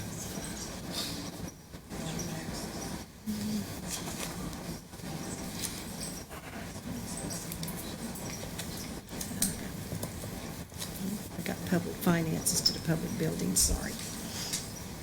You file a motion to put it out for the third time? Yep. I second it. Thank you. Roll call, please. Staggs. Yes. Hernandez. Yes. Stevens. Yes. Miller. Yes. Smith. Yes. Dodson. Yes.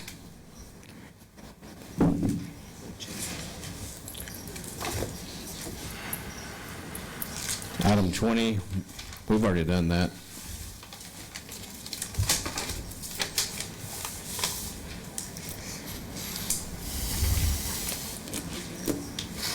Item 21, RFP 2021-04 library roof.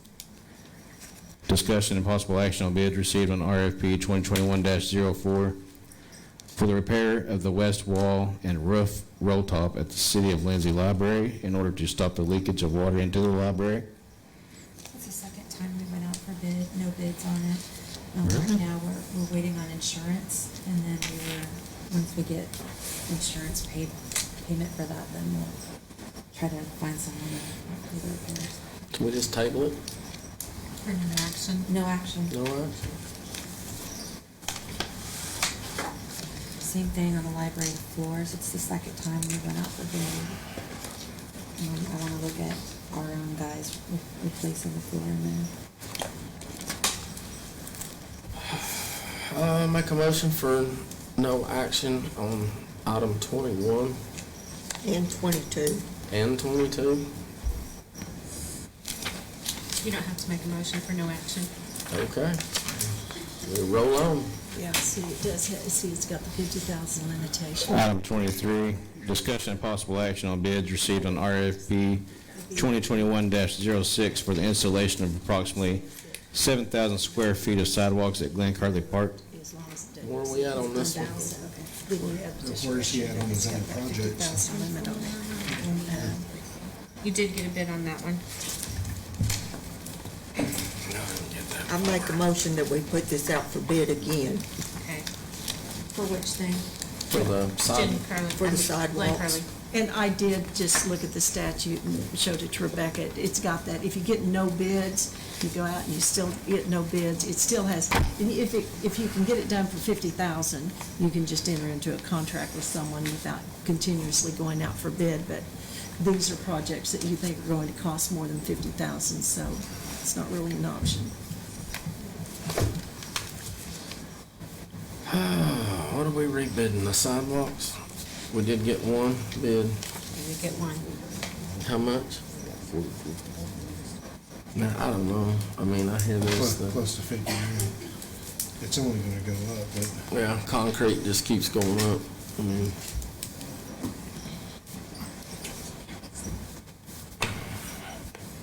still make a motion, we put it out again, for bid again. And the same with the curb cuts. Please don't send the curb cuts out again, because we're out of compliance with federal regulation on the curb cutouts, and we're having 2 festivals, and if we don't get ADA compliant and someone gets hurt, we're sued. All right, let's take care of sidewalks first. Let's take care of the ADA cutouts. That's the most, number 24. We're on 23. Yeah, I have a You're on motion. 23. Well, you had a motion to send it out for bids. That's where we're at. Okay, I'll second that. On 22, 23, I believe. 20, oh, No action on 22.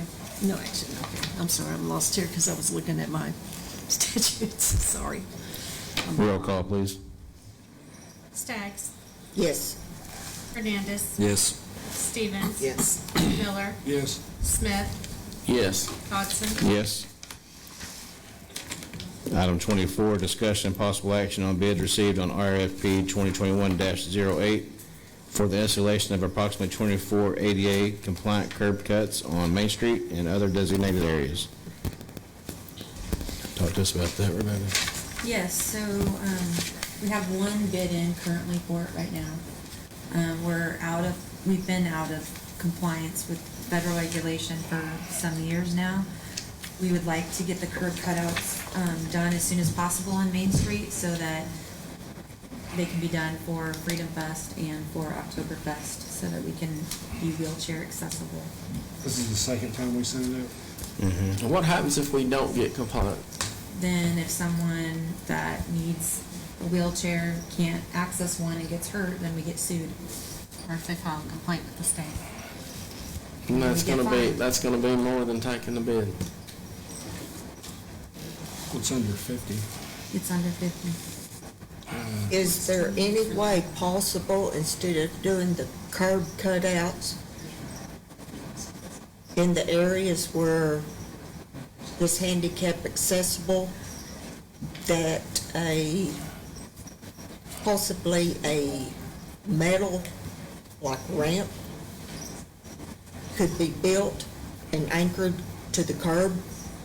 Well, it won't be ADA compliant with federal regulations. Okay. There's actual specs, if you go online and look up ADA curb cutouts, there's actual specifications on what the state requires to be ADA compliant. So that's what the bid specs that were used for this is using the state statute. Okay. So what was the bid? 28.8?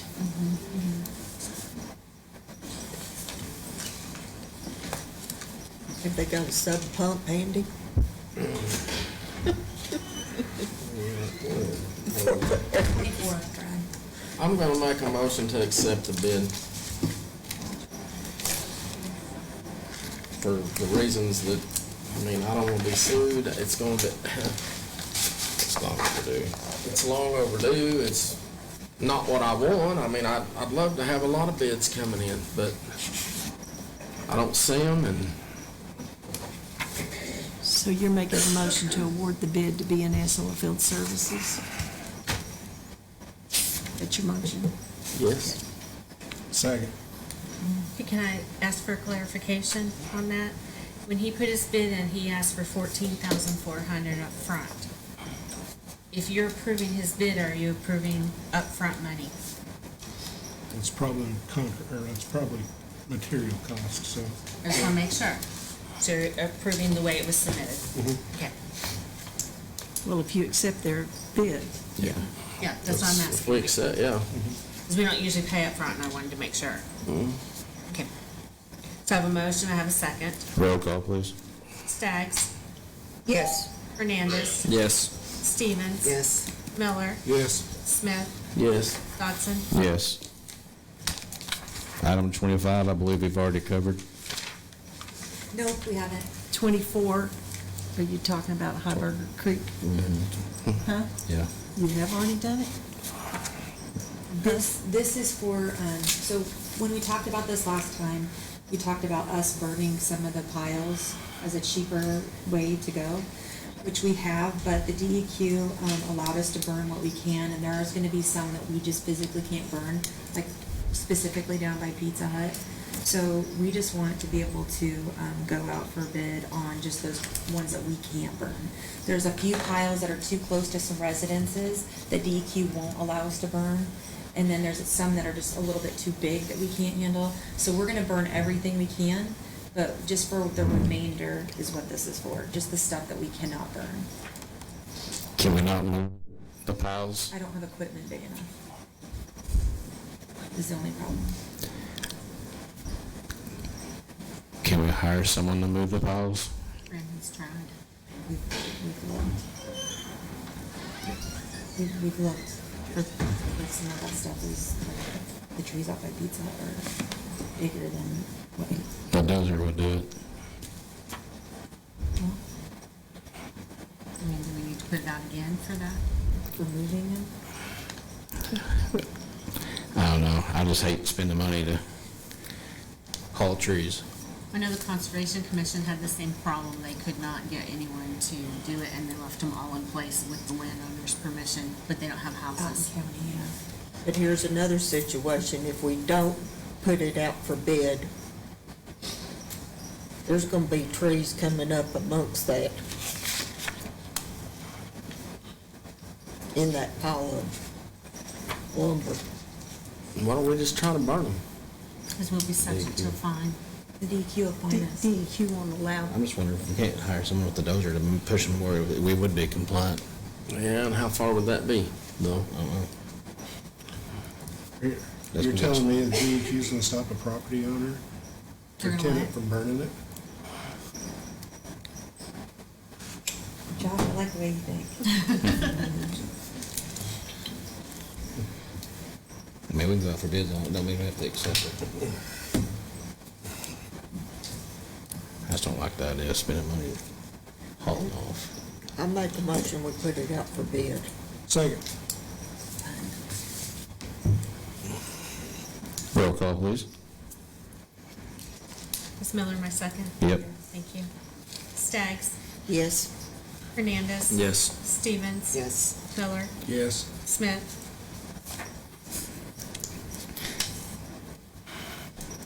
I think there's other options. No. Hodson? Yes.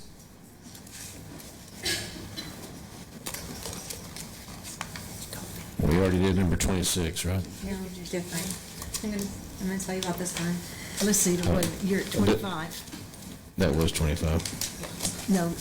Yeah. Well, did the numbers change here? Yeah. Huh? I thought, I've got Can-Am, Defender, Pro, DPS. That's 26. That's 26. Okay, so the one I printed off is not right. Okay, no wonder I'm getting mixed up here. This one. On RFP 2021-11 to go out for bid for a Can-Am Defender Pro DPS for the EMS department. We've already brought this to you once. We went to the one place that was our sole state, that was gonna honor the state contract. He refused to honor the state pricing. What? And so, yeah, so we need to go back out for bid again. And he told me to report him. He didn't care. Oh, really? I have a question. A few years ago, wasn't a mule purchased? Wasn't a mule purchased a few years ago for this reason? I don't know. No. No. There wasn't? There's a one at Fire that is totally decked out for fire purposes. This is a side-by-side for EMS to transport. You said we already put this up. Well, we put it out for bid. We got Okay. one bid. Oh, we got one bid. Another question. How is this going to be hauled to and fro? If they go south of town, they can't drive that down the highway. So this would be used in crowd situations. So for example, if we're gonna have 20,000 people in here for October for our hog harvest, when we have that many mass perimeter, this allows them a vehicle that they can get through the crowd, load someone onto it, and get them back to an ambulance. So this is for crowd intense purposes. That's what this vehicle would be used for. Okay, let's say the city has an event somewhere further away, for whatever reason, how are they gonna haul it there? Trailer. Do they have a trailer? We have a trailer, yeah. Okay. And a vehicle to haul it with?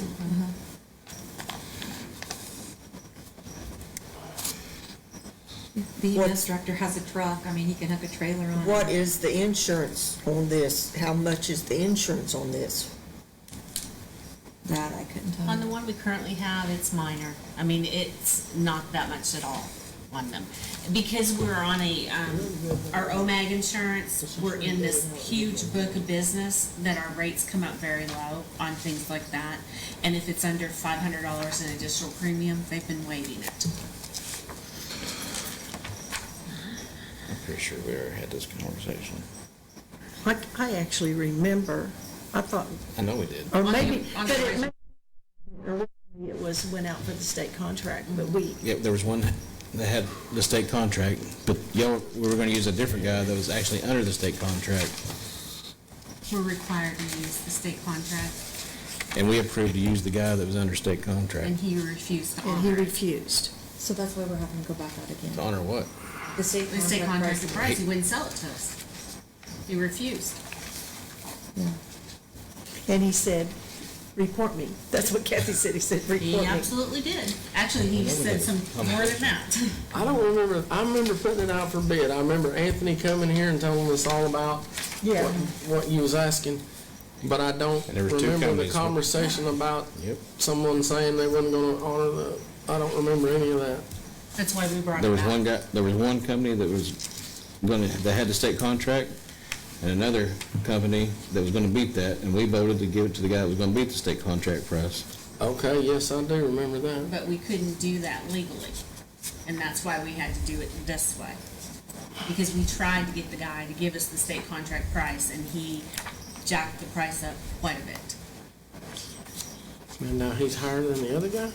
No, well, she's, The guy that had the lower price, who was not on the state contract, is the one who just gave the bid on the one that's in here. If you'll look. so you have the bid in here. So you have the bid from that person. Right. That's number 20. It says 26 on here, but it's actually number 20. Okay, well, no wonder I keep getting. Yeah, it's jacked I've up. been messed up here. Okay, so you have a bid, and the bid is 16,000, no, that's financing it. No, it's 16,000. 16,548 amount to pay finance, 16, so that you received a bid of 16,548. The state contract, you said, would have been lower than that. No, the state contract would have been about this price, but the guy refused to sell it to us, and we would Okay. have had to gone all the way to McAllister to get it. Okay, so you have and then what is this Morris Motorsport? That's the company that has it Oh, yeah, now. okay. All right, so you have a bid. So the question is whether or not, you only have one bid. We only have one. So you've got a bid out there. So you accept this bid, or you want to go out, you want to reject it, what do you want to do? The agenda item says to go out for bids. Oh, it does. Yes, your agenda item is an error, because your agenda item is a possible action to go out for bid. It's not an opening and awarding the bid. But that's what we want to do. We want to go out for bid again. That's not what the agenda says. Huh? That's not what the agenda says, though. It does say go out for bid.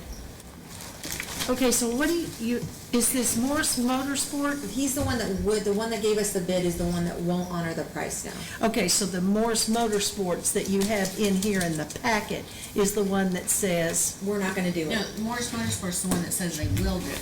Oh, Jesus. If we could get it.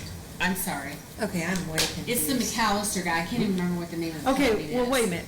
You've got an agenda item that says go out for bid, but in your agenda packet, you actually have, That's a quote that Anthony received on it. okay, so this is a quote. It's not actually a bid. And it's the same dollar amount that the other one would have been, but he's not state contract.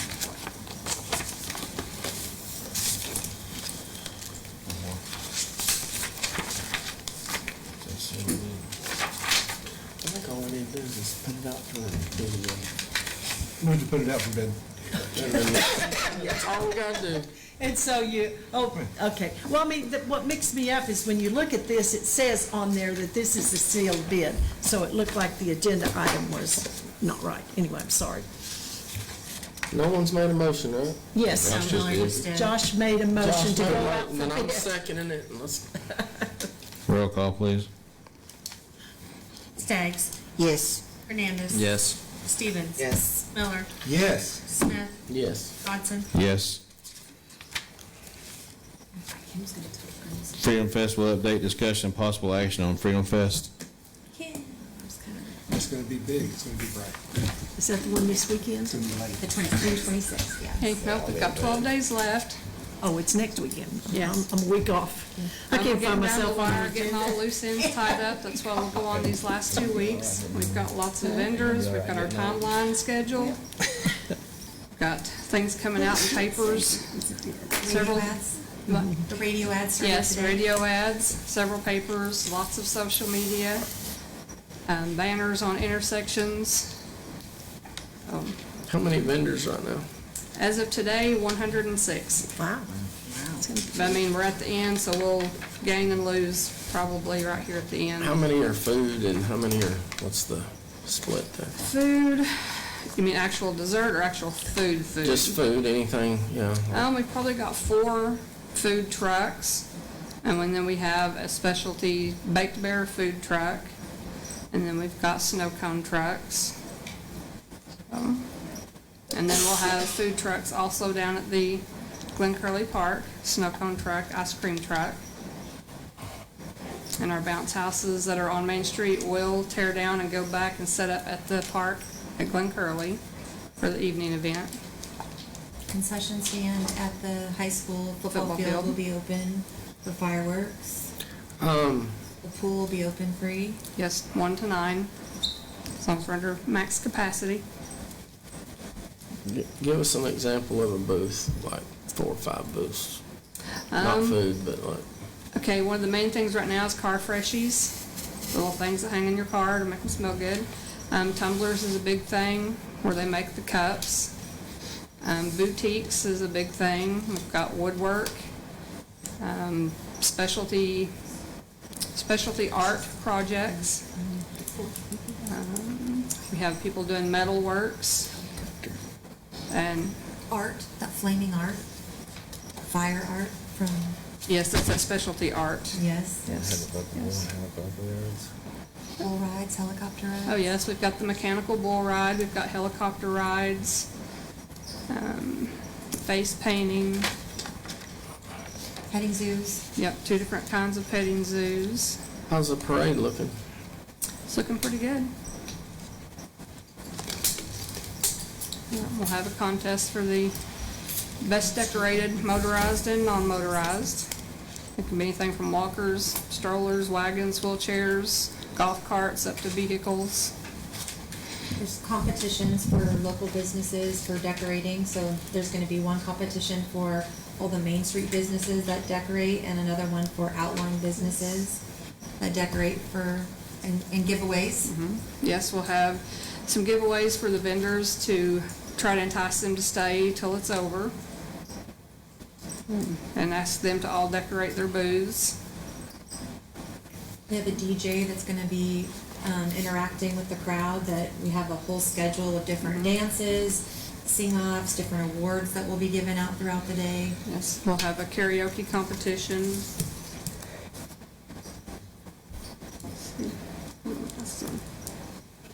At 1 o'clock, yeah, we have the 1 o'clock All-Star Cafe is a sponsor for a karaoke contest. What time is the concert at the? 7 p.m. The Mullet Boys.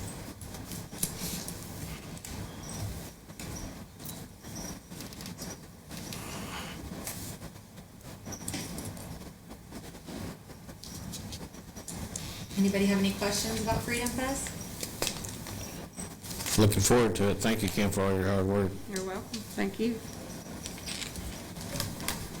I don't have any updates on this, so we can focus on Freedom Fest right now. Discussion and possible action on Fall Fest. Actually, I want to tell you a couple things. Go ahead. Okay, on Fall Fest, we kind of we've taken a break from Fall Fest to focus on Freedom Fest.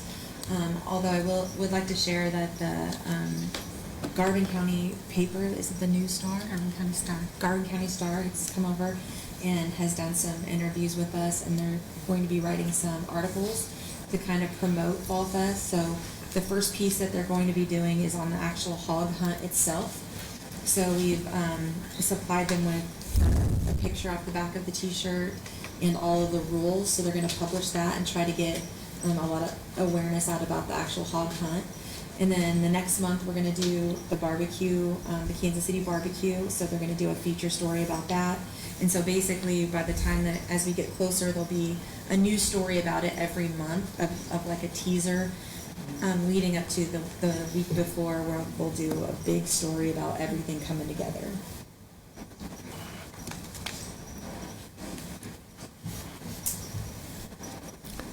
Any new?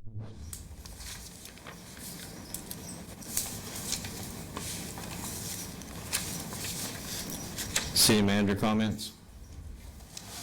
The only comments that I have at this moment would be to the citizens that are out there. We know that there's some yards that are out of compliance. We know that there's a lot of mowing that needs to be done around the city. The weather has delayed that process. So some of those yards that aren't mowed, they might be tagged or in the process that we have in place. So just please be patient with us. We're aware that some of those yards are out of compliance, and we're working on getting those mowed as quickly as possible. With Freedom Fest coming up, I'd like to ask if anyone can help a neighbor and help with mowing. We know that there's a lot to get knocked down, so we'd appreciate anyone's help with getting some of the yards and alleyways around town cleaned up for Freedom Fest. Governing board comments? Where do we stand on our investigative audit?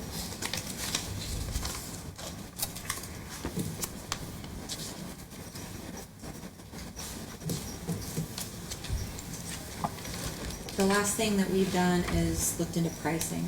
So from the last meeting that you guys had where you wanted us to explore it, we've looked into some pricing, which is such a broad array of numbers, because it really, they need to know specifically what it entails to give us an actual number, but that's as far as we've got, is just researching pricing. So you need the city needs to get together specs as to what really needs to be investigated, correct? If we were to hire an investigative audit to be done, we would have to give them specific parameters of exactly what they would be looking for. Okay.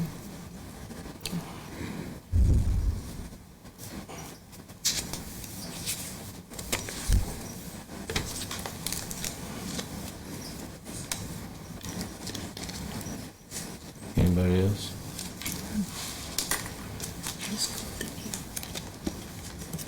I'd entertain.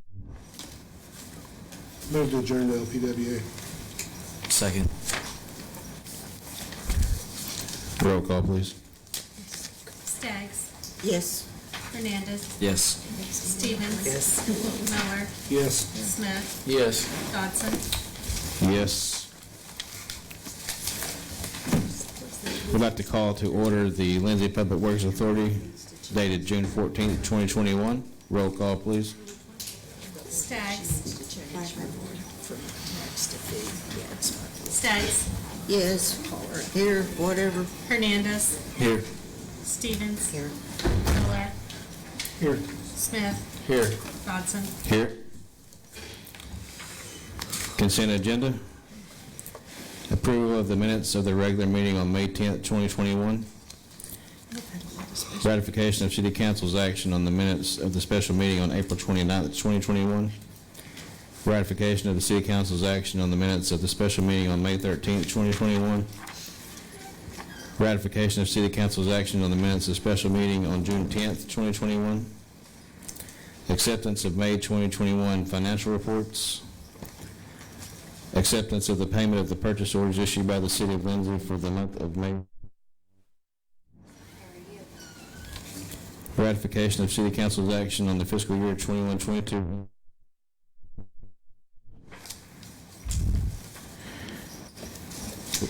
Ratification of City Council's action on Resolution 2021-15, updating the 5-year capital improvement plan for the fiscal year 2021 for the City of Lindsay, Lindsay Public Works Authority. Ratification of City Council's action on Resolution 2021-16, adopting the fiscal year 21-22 fee for the City of Lindsay. Ratification of City Council's action on Resolution 2021-14, appropriating funds for the fiscal year 21-22 operating budget for the City of Lindsay, Lindsay Public Works. Ratification of City Council's action on the fiscal year 19-20 audit for the City of Lindsay, LPWA.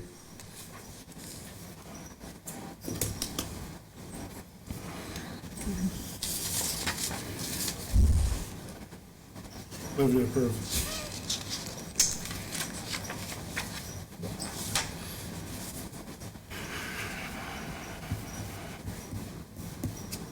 Second.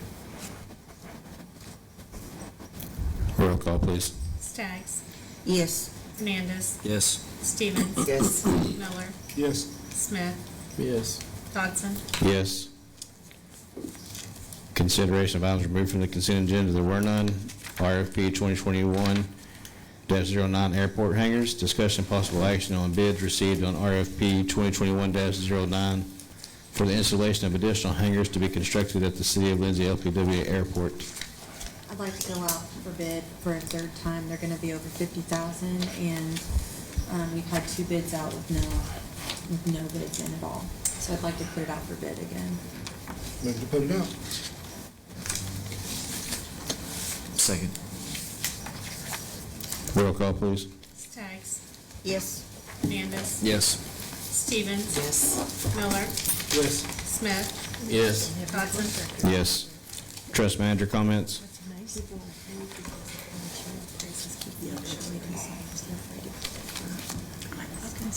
Do you have anything? Governing board comments?